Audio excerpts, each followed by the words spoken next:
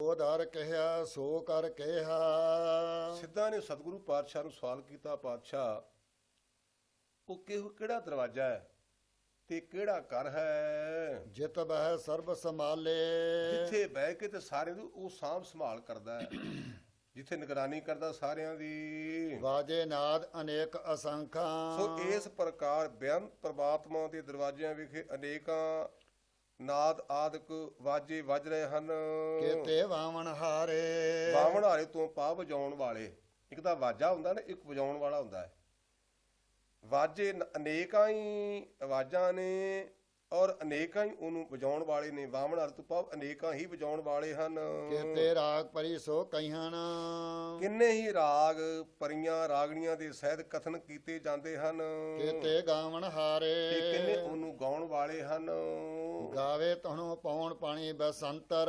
ਹੇ ਵਾਹਿਗੁਰੂ, ਤੈਨੂੰ ਪੌਣ ਹਵਾ, ਇਸੇ ਤਰ੍ਹਾਂ ਪਾਣੀ, ਬਸੰਤਰ ਅਗਨ ਦੇਵਤਾ। ਗਾਵੇ ਰਾਜਾ ਧਰਮ ਦੁਆਰੇ। ਜਿਹੜਾ ਭਾਈ ਧਰਮ ਰਾਜਾ ਨਾ, ਉਹ ਵੀ ਉਹਦੇ ਦੁਆਰੇ ਅੱਗੇ ਗਾਉਂਦਾ ਹੈ, ਅਰਦਾਸ ਕਰਦਾ ਸਨਮੁਖ ਹੋ ਕਰਕੇ। ਗਾਵੇ ਚਿਤ ਗੁਪਤ ਲਿਖ ਜਾਣ ਸੋ ਹੈ। ਇਸੇ ਤਰ੍ਹਾਂ ਇਹ ਚਿਤ ਗੁਪਤ ਤੋਂ ਭਾਵ ਹੈ ਜਿਹੜੇ ਮੁਸਲਮਾਨ ਭਰਾ ਨੇ, ਉਹਨਾਂ ਦੇ ਖਿਆਲ ਮੁਤਾਬਕ ਮਨੁੱਖ ਦੇ ਮੋਢਿਆਂ ਦੇ ਉੱਪਰ ਦੋ ਦੇਵਤੇ ਬੈਠੇ ਹਨ। ਸੋ ਇੱਕ ਬਦੀ ਲਿਖਦਾ ਹੈ, ਇੱਕ ਨੇਕੀ ਲਿਖਦਾ ਹੈ। ਉਹਨਾਂ ਨੂੰ ਕਹਿੰਦੇ ਨੇ ਚਿੱਤਰ ਗੁਪਤ। ਸੋ ਇਸੇ ਪ੍ਰਕਾਰ ਮੇਰੇ ਪਾਤਸ਼ਾਹ ਕਹਿੰਦੇ ਨੇ, ਭਾਈ ਫਿਰ ਪੰਕਤੀ ਪੜ੍ਹ ਦਿਓ। ਗਾਵੇ ਚਿਤ ਗੁਪਤ ਲਿਖ ਜਾਣ ਹੈ। ਇਹ ਭਾਈ ਜਿਹੜੇ ਚਿੱਤ ਦੀ ਗੁਪਤ ਗੱਲਾਂ ਲਿਖਣ ਵਾਲੇ ਨੇ, ਉਹ ਵੀ ਗਾਉਂਦੇ ਹਨ।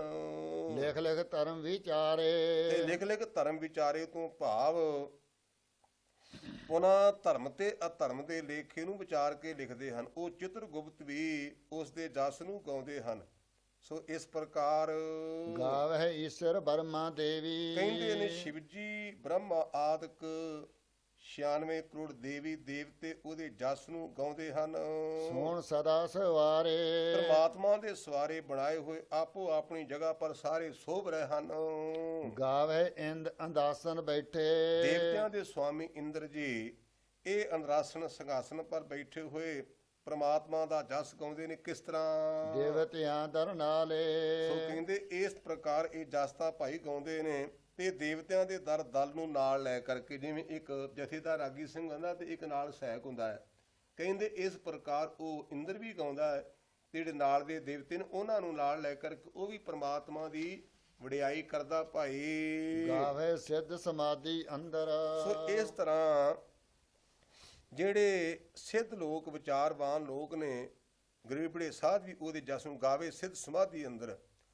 ਤੋ ਇਸ ਪ੍ਰਕਾਰ ਜਿਹੜੇ ਸਿੱਧ ਲੋਕ ਨੇ ਉਹ ਆਪਣੀ ਬਿਰਤੀ ਨੂੰ ਅੰਤਰਮੁਖ ਕਰਕੇ ਉਹਦੇ ਜਸ ਨੂੰ ਗਾਉਂਦੇ ਹਨ। ਗਾਵਨ ਸਾਧ ਵਿਚਾਰੇ। ਵਿਚਾਰੇ ਤੋਂ ਭਾਵ ਗਰੀਬੜੇ ਨਿਮਾਣੇ ਬਣੇ ਹੋਏ ਜਿਹੜੇ ਸੰਤ ਜਨ ਨੇ ਉਹ ਵੀ ਉਹਦੇ ਜਸ ਨੂੰ ਗਾਉਂਦੇ ਨੇ। ਸਾਧ ਤੋਂ ਭਾਵ ਜਿਹਨਾਂ ਨੇ ਆਪਣੇ ਆਪ ਨੂੰ ਸਾਧ ਲਿਆ, ਉਹ ਵੀ ਵਿਚਾਰਵਾਨ ਅਥਵਾ ਵਿਚਾਰ ਕਰਕੇ ਉਸ ਪ੍ਰਮਾਤਮਾ ਦੇ ਜਸ ਵਡਿਆਈ ਨੂੰ ਗਾਉਂਦੇ ਹਨ। ਗਾਵਨ ਜਤੀ ਸਤੀ ਸੰਤੋਖੀ। ਕਿਉਂ ਭਾਈ ਜਤੀ ਲਛਮਣ ਆਦਿਕ ਵਰਗੇ ਤੋ ਸਤੀ ਸਤਵਾਦੀ ਰਾਜੇ ਦਸ਼ਰਥ ਆਦਿਕ, ਸੰਤੋਖੀ ਚੁਣਕਰੀਖੀ ਆਦਿਕ ਸਾਰੇ ਉਹਦੇ ਜਸ ਨੂੰ ਗਾਉਂਦੇ ਹਨ। ਗਾਵੇ ਵੀਰ ਕਰਾਰੇ। ਕਰੜੇ 52 ਵੀਰ ਆਦਿਕ ਉਹਦੇ ਜਸ ਨੂੰ ਗਾਉਂਦੇ ਨੇ। ਤਕੜੇ ਵੀਰ ਖੜਕ ਸਿੰਘ ਆਦਿਕ ਵੀ ਉਹਦੇ ਜਸ ਨੂੰ ਗਾਉਂਦੇ ਹਨ। ਜਿਸ ਖੜਕ ਸਿੰਘ ਨੂੰ ਕ੍ਰਿਸ਼ਨ ਨਾਲ ਯੁੱਧ ਕਰਕੇ ਕਈ ਵਾਰ ਕ੍ਰਿਸ਼ਨ ਮਹਾਰਾਜ ਨੂੰ ਉਹਨਾਂ ਪ੍ਰਿਥਵੀ ਤੇ ਭੜਕਾਇਆ, ਇਹ ਆਪਾਂ ਪੜ੍ਹਦੇ ਹਾਂ ਦਸਮ ਗ੍ਰੰਥ ਵਿੱਚ। ਕਹਿੰਦੇ ਇਸ ਪ੍ਰਕਾਰ ਉਹ ਕਰੜੇ ਸੂਰਮੇ ਉਹ ਵੀ ਉਹਦੇ ਜਸ ਨੂੰ ਗਾਉਂਦੇ ਹਨ। ਗਾਵਨ ਪੰਡਤ ਪੜਨ ਰਖੀਸਰ। ਪੰਡਤ ਵੀ ਪੜ੍ਹਨ ਵਾਲੇ, ਵਿਦਿਆਰਥੀ ਵੀ ਅਤੇ ਰਖੀਸ਼ਰ ਮਹਾਤਮਾ ਇਹ ਸਾਰੇ ਉਹਦੇ ਜਸ ਨੂੰ ਗਾਉਂਦੇ ਹਨ। ਜੁਗ ਜੁਗ ਵੇਦਾਂ ਨਾਲੇ। ਔਰ ਇਉਂ ਭਾਈ ਜੁਗ ਜੁਗ ਵੇਦਾਂ ਨਾਲੇ ਤੋਂ ਭਾਵ ਚਾਰੇ ਯੁਗ ਆਪੋ ਆਪਣੇ ਚਾਰ ਵੇਦਾਂ ਤੇ ਚਾਰੇ ਅਵਤਾਰਾਂ ਨੂੰ ਨਾਲ ਲੈ ਕਰਕੇ ਉਸ ਪ੍ਰਮਾਤਮਾ ਦੇ ਜਸ ਨੂੰ ਗਾਉਂਦੇ ਨੇ, ਕਹਿਣਾ ਕਰਦੇ ਹਨ। ਗਾਵੇ ਮੋਹਣੀਆਂ ਮਨ ਮੋਹਣ। ਔਰ ਇਉਂ ਭਾਈ ਮਨ ਨੂੰ ਮੋਹਣ ਵਾਲੀਆਂ ਮੋਹਣੀਆਂ ਇਹ ਵੀ ਉਹਦੇ ਜਸ ਨੂੰ ਗਾਉਂਦੀਆਂ ਹਨ। ਸੁਰਗਾ ਮਸ ਪਿਆਲੇ। ਸੋ ਇਉਂ ਕਹਿੰਦੇ ਸੁਰਗ ਲੋਕ, ਜਿਹੜੇ ਪਤਾਲ ਲੋਕ, ਇਉਂ ਮਾਤ ਲੋਕ, ਇਹ ਸਾਰੇ ਉਹਦੀ ਜਸ ਨੂੰ ਗਾਉਂਦੇ ਹਨ। ਸੁਰਗ ਲੋਕ, ਮਾਤ ਲੋਕ ਤੇ ਪਤਾਲ ਲੋਕ, ਮਸ ਤੋਂ ਭਾਵ ਜੋ ਆਪਾਂ ਜਿੱਥੇ ਵਿਚਰੇ ਆ ਨਾ, ਇਹਨੂੰ ਮਾਤ ਲੋਕ ਕਹਿੰਦੇ ਹਨ। ਸੋ ਇਹ ਸਾਰੇ ਦੇ ਸਾਰੇ ਉਹਦੀ ਵਡਿਆਈ ਕਰਦੇ ਹਨ। ਗਾਵਨ ਰਤਨ ਪਾਏ ਤੇਰੇ। ਔਰ ਜਿਸ ਪ੍ਰਮਾਤਮਾ ਦੇ ਪੈਦਾ ਕੀਤੇ 14 ਰਤਨ ਵੀ ਉਹਦੇ ਜਸ ਨੂੰ ਗਾਉਂਦੇ ਹਨ। ਸੋ ਇਤਿਆਦਿਕ 68 ਤੀਰਥ ਨਾਲੇ। ਨਾਲ ਪਈ ਕਹਿੰਦੇ ਜਿਹੜੇ 68 ਤੀਰਥ ਨੇ ਇਹ ਵੀ ਉਹਦੀ ਵਡਿਆਈ ਕਰਦੇ ਹਨ। ਗਾਵੇ ਜੋਧ ਮਹਾਬਲ ਸੂਰਾ। ਜੋਧ ਮਹਾਬਲੀ ਸੂਰਾ, ਜੋਧਾ ਮਹਾਬਲੀ, ਸੂਰਮੇ ਰਥੀ, ਮਹਾਰਥੀ, ਅਤ ਰਥੀ, ਇਹ ਸਾਰੇ ਉਹਦੇ ਜਸ ਨੂੰ ਗਾਉਂਦੇ ਹਨ। ਗਾਵੇ ਖਾਣੀ ਚਾਰੇ। ਜੋਧੇ ਦੇ ਬਾਰੇ ਵਿਦਵਾਨ ਪੁਰਸ਼ਾਂ ਨੇ ਲਿਖਿਆ ਹੈ ਕਿ ਜਿਹੜਾ ਇੱਕ ਨਾਲ ਇੱਕ ਲੜੇ ਉਹਨੂੰ ਜੋਧਾ ਕਹਿੰਦੇ ਹਨ। ਮਹਾਬਲੀ ਤੋਂ ਭਾਵ ਜੋ 10,000 ਨਾਲ ਕੱਲਾ ਲੜੇ, ਔਰ ਸੂਰਮਾ ਉਹਨੂੰ ਕਹਿੰਦੇ ਜੋ ਅਣਗਿਣਤ ਦਾ ਮੁਕਾਬਲਾ ਕਰਨਾ ਕਰੇ। ਇਸੇ ਪ੍ਰਕਾਰ ਉਹ ਯੋਧਾ ਹੈ ਜਿਹੜਾ ਇੱਕ ਸਰੀਰ ਨੂੰ ਵਸੀਕਾਰ ਕਰਦਾ ਹੈ। ਮਹਾਬਲੀ ਉਹ ਹੈ ਜਿਹਨੇ 10 ਇੰਦਰੀਆਂ ਨੂੰ ਕੰਟਰੋਲ 'ਚ ਕੀਤਾ ਹੈ, ਤੇ ਸੂਰਮਾ ਉਹ ਹੈ ਜਿਹਨੇ ਮਨ ਦੀਆਂ ਅਣਗਿਣਤ ਵਾਸ਼ਨਾ ਨੂੰ ਰੋਕਣਾ ਕੀਤਾ ਹੈ। ਇਸ ਪ੍ਰਕਾਰ ਗਾਵੇ ਖੰਡ ਮੰਡਲਵਰ ਪੰਡਾ। ਗਾਵੇ ਖਾਣੀ ਚਾਰੇ ਤੋਂ ਪਾਵਲੀਆਂ 4 ਖਾਣੀਆਂ ਨੇ ਨਾ, ਅੰਡਜ, ਸੋ 4 ਖਾਣੀ ਤੋਂ ਭਾਵ ਅੰਡਜ, ਜੇਰਜ, ਸੇਤਜ, ਉਤਭੁਜ, ਇਹ ਚਾਰੇ ਦੀਆਂ ਚਾਰੇ ਖਾਣੀਆਂ ਗਾਉਂਦੀਆਂ ਹਨ। ਗਾਵੇ ਖੰਡ ਕਰ ਕਰ ਰੱਖੇ ਧਾਰੇ। ਗਾਵੇ ਖੰਡ ਮੰਡਲ ਭੰਡਾ, 9 ਖੰਡ, 4 ਕੋਹਾਂ ਦਾ ਮੰਡਲ, ਪਰ ਭੰਡਾ ਤੋਂ ਬ੍ਰਹਮੰਡ ਅਥਵਾ ਵੱਡਾ ਭਾਂਡਾ ਸਮੁੰਦਰ, ਇਹ ਸਾਰੇ ਉਹਦੇ ਜਸ ਨੂੰ ਗਾਉਂਦੇ ਹਨ। ਕਰ ਕਰ ਰੱਖੇ ਧਾਰੇ, ਸੋ ਜਿਹੜੇ ਉਸ ਪਰਮਾਤਮਾ ਦੇ ਬਣਾਏ ਹੋਏ ਨੇ ਇਹ ਸਾਰੇ ਉਹਦੇ ਜਸ ਨੂੰ ਗਾਉਂਦੇ ਹਨ। ਸਹੀ ਤੁਧਨੋ ਗਾਵਹਿ ਜੋ ਤੁਧ ਭਾਵਨ। ਇਹ ਵੈਗੁਰੂ ਤੈਨੂੰ ਉਹ ਗਾਉਂਦਾ ਜਿਹੜਾ ਤੈਨੂੰ ਭਾਜ ਹੈ, ਜਿਹੜਾ ਚੰਗਾ ਲੱਗਦਾ ਉਹੀ ਗਾਉਂਦਾ, ਉਹੀ ਤੇਰੀ ਵਡਿਆਈ ਕਰਦਾ ਹੈ। ਰਤੇ ਤੇਰੇ ਭਗਤ ਰਸਾਲੇ। ਜਿਹੜੇ ਤੇਰੇ ਭਗਤ ਰਸਾਲੇ ਤੋਂ ਭਾਵ ਤਦਾਕਾਰ ਹੋ ਕਰਕੇ ਤੇਰੇ ਰਸ ਲੈ ਲੈ ਕੇ ਤੇਰੀ ਵਡਿਆਈ ਕਰਦੇ ਹਨ। ਹੋਰ ਕਿਤੇ ਗਾਵਨ ਸੇ ਮੈਂ ਚਿਤਨ ਆਵਨ। ਇਹ ਪਰਿਪੂਰਨ ਪ੍ਰਮਾਤਮਾ ਤੈਨੂੰ ਇੰਨੇ ਗਾਉਂਦੇ ਨੇ ਵੀ ਮੈਨੂੰ ਉਹਨਾਂ ਦਾ ਖਿਆਲ ਹੀ ਨਹੀਂ ਆਉਂਦਾ, ਚੇਤਾ ਹੀ ਨਹੀਂ ਆਉਂਦਾ। ਨਾਨਕ ਆਇ ਵਿਚਾਰੇ। ਉਹ ਮੈਨੂੰ ਚੇਤੇ ਨਹੀਂ ਆਉਂਦਾ ਜਿਹੜੇ ਉੱਪਰ ਗਣੇ ਨੇ ਨਾ, ਇਹਨਾਂ ਤੋਂ ਇਲਾਵਾ ਕਈ ਪੁਰਸ਼ ਤੈਨੂੰ ਗਾਉਂਦੇ ਨੇ, ਮੈਨੂੰ ਉਹਨਾਂ ਦਾ ਪਤਾ ਨਹੀਂ। ਸੁਰ ਨਾਰ ਗਣ ਗੰਧਰਵੇ ਜਪਿਓ, ਰਿਖ ਬੱਪਰੇ ਹਰ ਗਾਇਆ, ਸ਼ੰਕਰ ਬ੍ਰਹਮੇ ਦੇਵੀ ਜਪਿਓ, ਮੁਖ ਹਰ ਹਰ ਨਾਮ ਜਪਿਆ। ਹਰ ਹਰ ਨਾਮ ਜਿਨ੍ਹਾਂ ਮਨ ਭੀਨਾ, ਤੇ ਗੁਰਮੁਖ ਪਾਰ ਪਿਆ। ਕੋਟ ਕੋਟ 33 ਧਿਆਇਓ, ਹਰ ਜਪਤਿਆਂ ਅੰਤ ਨ ਪਾਇਆ। ਵੇਦ ਪੁਰਾਣ ਸਿਮਰਤ ਹਰ ਜਪਿਆ, ਮੁਖ ਪੰਡਤ ਹਰ ਗਾਇਆ। ਨਾਮ ਰਸਾਲ ਜਿਨ੍ਹਾਂ ਮਨ ਵਸਿਆ, ਤੇ ਗੁਰਮੁਖ ਪਾਰ ਪਿਆ। ਅੰਤਰੰਗੀ ਨਾਮ ਜਿਨ ਜਪਿਆ, ਤੇ ਗਣਤ ਨ ਕਰ ਸਕਿਆ। ਇਹ ਧੰਨ ਗੁਰੂ ਰਾਮਦਾਸ ਪਾਤਸ਼ਾਹ ਮਹਾਰਾਜ ਦੀ ਪਾਵਨ ਬਚਨ ਮਾਰੂ ਰਾਗ ਵਿੱਚ ਆਪਾਂ ਸਰਵਣ ਕਰਦੇ ਹਾਂ। ਸੋਈ ਸੋਈ ਸਦਾ ਸੱਚ ਸਾਹਿਬ। ਉਹ ਭਾਈ ਪ੍ਰਮਾਤਮਾ ਹੁਣ ਵਰਤਮਾਨ ਵਿੱਚ ਅਥਵਾ ਸੋਈ ਉਹ ਪ੍ਰਮਾਤਮਾ ਪਿੱਛੇ ਸਦਾ ਸੱਚ ਸਹਿਦ, ਔਰ ਉਹ ਪ੍ਰਮਾਤਮਾ ਅੱਗੇ ਵੀ ਸੱਚਾ ਹੋਵੇਗਾ। ਸਾਚਾ ਸਾਚੀ ਨਾਈ। ਉਹ ਭਾਈ ਸੱਚਾ ਤੇ ਉਹਦਾ ਨਾਮ ਵੀ ਸੱਚਾ ਹੈ। ਹੈ ਪੀ ਹੋਸੀ ਜਾਏ ਨਾ ਜਾਸੀ। ਉਹ ਭਾਈ ਹੁਣ ਹੈ ਤੇ ਭੀ, ਹੈ ਤੋਂ ਭਾਵ ਹੁਣ ਮੌਕੇ, ਭੀ ਪਹਿਲਾਂ, ਹੋਸੀ ਆਉਣ ਵਾਲੇ ਸਮੇਂ ਦੇ ਵਿੱਚ।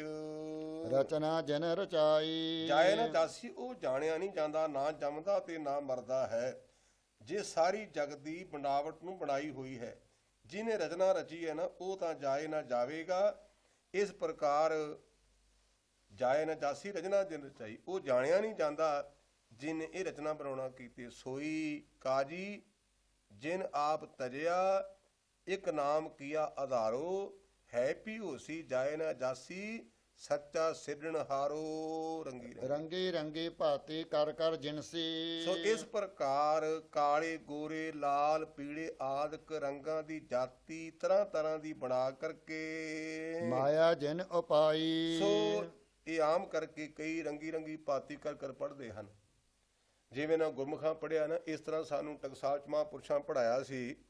ਰੰਗੀ ਰੰਗੀ ਭਾਤੀ ਕਰ ਕਰ ਜਿਨਸੀ, ਇਉਂ ਵੱਖ ਵੱਖ ਜਿਨਸਾਂ, ਇਹ ਵੱਖ ਵੱਖ ਰੰਗ ਮਾਇਆ ਜਿਨ ਉਪਾਈ।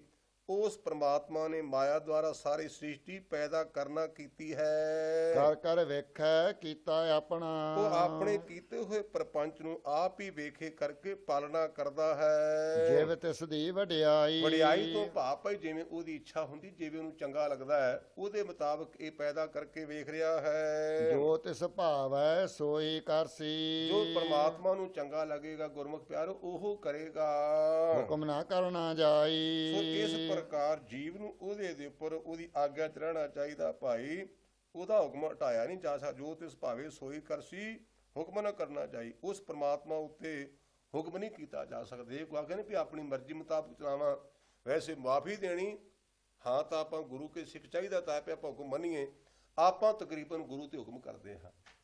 ਗੁਰੂ ਗ੍ਰੰਥ ਸੱਚੇ ਪਾਤਸ਼ਾਹ ਦੇ ਅੱਗੇ ਆਣ ਕੇ ਨੇ ਜੀ ਮੈਨੂੰ ਆਹ ਚਾਹੀਦਾ, ਮੈਨੂੰ ਆਹ ਚਾਹੀਦਾ ਹੈ। ਨਾ ਨਾ, ਅਸੀਂ ਗੁਰੂ ਗ੍ਰੰਥ ਸੱਚੇ ਪਾਤਸ਼ਾਹ ਨੂੰ ਆਖੀਏ ਪਾਤਸ਼ਾਹ ਸਾਡੇ ਤੇ ਕਿਰਪਾ ਕਰ, ਸਾਨੂੰ ਆਪਣੀ ਰਜ਼ਾ ਤੇ ਆਪਣੇ ਭਾਣੇ ਵਿੱਚ ਰੱਖਣਾ ਕਰ। ਇਹ ਸਤਿਗੁਰੂ ਪਾਤਸ਼ਾਹ ਸਾਡੇ ਤੇ ਕਿਰਪਾ ਕਰਨ ਕਿ ਸਾਡੀ ਮਾਨਸਿਕ ਅਵਸਥਾ ਇਹ ਬਣ ਜਾਵੇ। ਸੋ ਪਾਤ ਸਾਹੋ ਸਾਹਾ ਪਾਤ ਸਾਹਿਬ। ਉਹ ਭਾਈ ਪਾਤਸ਼ਾਹ ਪ੍ਰਮਾਤਮਾ ਪਾਤਸ਼ਾਹ ਦਾ ਪਾਤਸ਼ਾਹ ਹੈ। ਨਾਨਕ ਰਹਿਣ ਰਜਾਈ। ਤੇ ਜਿਹੜਾ ਜੀਵ ਹੈ ਨਾ, ਆਪਾਂ ਗੁਰਸਿੱਖ ਚਾਹੀਦਾ ਇਹ ਵੀ ਆਪਾਂ ਉਹਦੀ ਰਜ਼ਾ ਦੇ ਵਿੱਚ ਉਹਦੇ ਭਾਣੇ 'ਚ ਰਹਿਣਾ ਕਰੀਏ। ਮੁੰਦਾ ਸੰਤੋਖ ਸਰਮ ਪਤ ਚੋਲੀ। ਜਿਹੜੇ ਜੋਗੀ ਸੀ ਨਾ ਉਹ ਸਤਿਗੁਰੂ ਪਾਤਸ਼ਾਹ ਨੂੰ ਕਹਿੰਦੇ ਵੀ ਮਹਾਰਾਜ ਸਾਡੀ ਇੱਕ ਬੇਨਤੀ, ਸਾਡਾ ਸੁਝਾਅ ਹੈ। ਹਜ਼ੂਰ ਕਹਿੰਦੇ ਦੱਸੋ ਭਾਈ ਜੋਗੀਓ। ਕਹਿੰਦੇ ਜੇ ਤੁਸੀਂ ਵਿਭੂਤੀ ਲਾ ਲਓ, ਜੇ ਮੁੰਦਰਾਂ ਪਾ ਲਓ ਤੇ ਝੋਲੀ ਪਾ ਲਓ ਨਾ, ਸਾਡੇ ਨਾਲ ਰਲ ਜਾਓ ਤੇ ਲੋਕੀ ਤੁਹਾਨੂੰ ਮੰਨਣਗੇ, ਤੁਸੀਂ ਮੁਕਤ ਹੋ ਜਾਓਗੇ। ਸਤਿਗੁਰੂ ਪਾਤਸ਼ਾਹ ਕਹਿਣ ਲੱਗੇ ਭਲਿਓ ਕਿਹੜੇ ਪਾਸੇ ਪੈ ਗਏ ਹੋ, ਤੁਹਾਡਾ ਤਰੀਕਾ ਗਲਤ ਹੈ। ਬਰੂਨੀ ਚਿੰਨ੍ਹਾਂ ਨਾਲ ਬਾਤ ਨਹੀਂ ਬਣਨੀ। ਤੋ ਸਤਿਗੁਰੂ ਪਾਤਸ਼ਾਹ ਮਹਾਰਾਜ ਜਿਹੜੇ ਅੰਦਰੂਨੀ ਚਿੰਨ੍ਹ ਨੇ, ਜਿਸ ਤਰ੍ਹਾਂ ਅਸੀਂ ਉਹਦੇ ਪ੍ਰਮਾਤਮਾ ਨਾਲ ਜੁੜ ਸਕਦੇ ਹਾਂ, ਉਹਨਾਂ ਨੂੰ ਸਮਝਾ ਰਹੇ ਹਨ। ਮੁੰਦਾ ਸੰਤੋਖ ਸਰਮ ਪਤ ਝੋਲੀ। ਸੋ ਇਸ ਪ੍ਰਕਾਰ ਸੰਤੋਖ ਰੂਪੀ ਮੁੰਦਰਾ ਪਹਿਰੀ ਹੋਈ ਹੈ। ਔਰ ਇਸੇ ਤਰ੍ਹਾਂ ਖੋਟਿਆਂ ਕਰਮਾਂ ਵੱਲੋਂ ਸ਼ਰਮ ਕਰਨੀ, ਇਹ ਭਾਈ ਪਾਤਰ, ਇਹ ਭਾਂਡਾ ਹੈ। ਧਿਆਨ ਕੀ ਕਰੇ ਬਪੂਤ। ਔਰ ਇਸ ਤਰ੍ਹਾਂ ਧਿਆਨ ਰੂਪੀ ਝੋਲੀ, ਮੁੰਦਾ ਸੰਤੋਖ ਸਰਮ ਪਤ ਝੋਲੀ, ਧਿਆਨ ਕਰੇ ਭੂਤ। ਜਿਹੜਾ ਪ੍ਰਮਾਤਮਾ ਦਾ ਧਿਆਨ ਕਰਨਾ, ਇਹ ਆਪਣੇ ਪਿੰਡੇ ਤੇ ਵਿਭੂਤੀ ਲਾਉਣੀ ਹੈ, ਖਾਕ ਮਲਣੀ ਹੈ। ਚਿੰਤਾ ਕਾਲ ਕੁਆਰੀ ਕਾਇਆ। ਔਰ ਕਾਇਆ ਨੂੰ ਕਾਲ ਰੂਪੀ ਲਾੜੇ ਤੋਂ ਕੁਆਰੀ ਰੱਖਣਾ ਕੀਤਾ ਹੈ। ਅਰਥਾਤ ਕਾਲ ਰੂਪੀ ਲਾੜੇ ਨਾਲ ਵਿਆਹ ਨਹੀਂ ਦਿੱਤਾ। ਇਹ ਅਸਾਂ ਖਿੰਥਾ ਪਹਿਰਨਾ ਕੀਤੀ ਹੈ। ਜੁਗਤ ਡੰਡਾ ਪ੍ਰਤੀਤ। ਸੋ ਜਿਹੜਾ ਜੁੜਨ ਦਾ ਢੰਗ ਤਰੀਕਾ ਨਾ, ਇਹ ਭਾਈ ਡੰਡਾ ਧਾਰਨ ਕੀਤਾ ਹੈ, ਜੁਗਤ ਡੰਡਾ ਪ੍ਰਤੀਤ। ਔਰ ਇਸੇ ਪ੍ਰਕਾਰ ਸੋ ਪ੍ਰਮਾਤਮਾ ਤੇ ਵਿਸ਼ਵਾਸ ਰੱਖਣਾ, ਇਹ ਡੰਡਾ ਹੈ। ਭਰੋਸੇ ਵਿਖੇ ਜਿਹੜਾ ਜੁੜਨਾ, ਇਹ ਡੰਡਾ ਹੈ। ਔਰ ਭੇਦੀਆਂ ਬਾਧਕ ਤੇ ਅਭੇਦੀਆਂ ਸਾਧਕ ਜੁਗਤੀਆਂ ਵਿਖੇ ਪ੍ਰਤੀਤ ਕਰਨ ਨਿਚਾ ਕੀਤਾ ਹੈ। ਜੀ ਬ੍ਰਹਮ ਭਿੰਨਾ ਸਤਿਚਿਤ ਆਨੰਦ ਰੂਪ ਤਤ ਬ੍ਰਹਮਵਤ। ਜੀ ਬ੍ਰਹਮ ਵਿਖੇ ਅਭਿੰਨ ਹੈ, ਸਤਿਚਿਤ ਆਨੰਦ ਰੂਪ ਹੋਣ ਕਰਕੇ ਬ੍ਰਹਮ ਦੀ ਨਿਆਈ ਦੇ ਅਸਾਂ ਇਹ ਭਾਈ ਡੰਡਾ ਫੜਨਾ ਕੀਤਾ ਹੈ। ਇਸ ਪ੍ਰਕਾਰ ਉਹਨਾਂ ਨੂੰ ਨੁੱਤਰ ਕੀਤਾ। ਆਈ ਪੰਥੀ ਸਗਲ ਜਮਾਤੀ। ਜਿਵੇਂ ਵੱਖ-ਵੱਖ ਸੰਪਰਦਾਵਾਂ ਹੁੰਦੀਆਂ ਨੇ ਨਾ, ਇਸੇ ਤਰ੍ਹਾਂ ਗੁਰਮੁਖ ਪਿਆਰਿਓ ਜੋਗੀਆਂ ਦੇ 12 ਪੰਥ ਨੇ, ਉਹਨਾਂ ਚੋਂ ਆਈ ਪੰਥ ਹੈ। ਉਹਨੂੰ ਉਹ ਸ੍ਰੇਸ਼ਟ ਮੰਨਦੇ ਨੇ। ਤੇ ਸਤਿਗੁਰੂ ਪਾਤਸ਼ਾਹ ਕਹਿੰਦੇ ਸਾਰਿਆਂ ਵਿਖ ਚੇਤਨ ਸਿੱਤ, ਜਿਹੜਾ ਚੇਤਨ ਸਤ ਤੇ ਅਨੰਤ ਸਰੂਪ ਪ੍ਰਮਾਤਮਾ ਨੂੰ ਨਿਸ਼ਚੈ ਕਰਨਾ ਨਾ, ਇਹ ਸਾਡਾ ਆਈ ਪੰਥ ਹੈ। ਸਗਲ ਜਮਾਤੀ, ਸਾਰੇ ਜਮਾਤਮਾ ਨੇ, ਇਹ ਸਾਡੀ ਜਮਾਤ ਹੈ। ਮਨ ਜੀਤਾ ਜਗ ਜੀਤ। ਤੇ ਮਨ ਨੂੰ ਜਿੱਤਣਾ ਹੀ ਇਹ ਸੰਸਾਰ ਨੂੰ ਜਿੱਤਣਾ ਹੈ। ਇਹ ਅਸੀਂ ਵਿਰਾਗ ਸ਼ਤਕ ਵਿੱਚ ਪੰਕਤੀ ਪੜ੍ਹਦੇ ਹਾਂ, ਮਨ ਰਿਪ ਜੀਤੇ ਸਭ ਰਿਪ ਜੀਤੇ, ਮਨ ਰਿਪ ਜੀਤੇ ਸਭ ਰਿਪ ਜੀਤੇ। ਜਿਨ੍ਹਾਂ ਦਾ ਮਨ ਰੂਪੀ ਵੈਰੀ ਜਿੰਦਾ ਹੈ, ਉਹਨਾਂ ਦੇ ਸਾਰੇ ਵੈਰੀ ਜਿੰਦਾ ਨੇ। ਤੇ ਜਿਨ੍ਹਾਂ ਨੇ ਮਨ ਰੂਪੀ ਵੈਰੀ ਨੂੰ ਜਿੱਤ ਲਿਆ ਹੈ, ਉਹਨਾਂ ਨੇ ਸਾਰਿਆਂ ਨੂੰ ਜਿੱਤ ਲਿਆ। ਆਦੇ ਤਸੈ ਆਦੇਸ਼। ਸੋ ਜਿਵੇਂ ਗੁਰੂ ਕਾ ਸਿੱਖ ਮਿਲਦਾ ਤੇ ਉਹ ਫਤਿਹ ਬੁਲਾਉਂਦਾ ਹੈ, ਜਿਵੇਂ ਮੁਸਲਮਾਨ ਭਰਾ ਮਿਲਦੇ ਤੇ ਸਲਾਮਾਂ ਲੇਕਮ ਕਹਿੰਦੇ ਹਨ, ਇਸੇ ਤਰ੍ਹਾਂ ਜੋਗੀਆਂ ਦੇ ਵਿੱਚ ਇਹ ਪਰੰਪਰਾ ਸੀ ਕਿ ਜਦੋਂ ਉਹ ਮਿਲਦੇ ਨੇ ਤੇ ਉਹ ਇੱਕ ਦੂਜੇ ਨੂੰ ਆਦੇਸ਼ ਕਹਿੰਦੇ ਨੇ। ਆਦੇਸ਼ ਸਤਿਗੁਰੂ ਪਾਤਸ਼ਾਹ ਕਹਿੰਦੇ ਪਿਆਰਿਓ, ਅਸੀਂ ਤੇ ਉਸ ਪ੍ਰਮਾਤਮਾ ਨੂੰ ਨਮਸਕਾਰ ਕਰਦੇ ਹਾਂ, ਜਿਸ ਪ੍ਰਮਾਤਮਾ ਨੂੰ ਨਮਸਕਾਰ ਕਰਦੇ ਹਾਂ ਜਿਹੜਾ ਸਾਰਿਆਂ ਦੀ ਪਾਲਣਾ ਕਰਨ ਵਾਲਾ। ਆਦੇਸ਼ ਤਿਸੇ ਤੋਂ ਭਾਵ ਅੰਨੇ ਪੁਰਖ। ਆਦੇਸ਼ ਤਿਸੇ ਆਦੇਸ਼, ਉਸ ਪਰਮਾਤਮਾ ਨੂੰ ਹੀ ਨਮਸਕਾਰ ਕਰਨਾ ਕਰੀਏ। ਕਿਹੜੇ ਪਰਮਾਤਮਾ ਨੂੰ? ਆਦ ਅਨੀਲ ਅਨਾਦ ਅਨਾਹਤ। ਉਹ ਪਰਮਾਤਮਾ ਸਾਰਿਆਂ ਦਾ ਆਦ ਰੂਪ ਹੈ, ਅਨੀਲ ਨੀਲ ਆਦਿ ਰੰਗਾਂ ਤੋਂ ਰਹਿਤ ਹੈ। ਸ਼ਹਿਨਸ਼ਾਹ ਖੂਬੀ ਦਿਵ ਦੈ ਨਮੂ ਕੇ ਬੇ ਗੁਣ ਬੇਚੂੰ ਚੂ ਬੇ ਨਮੂ।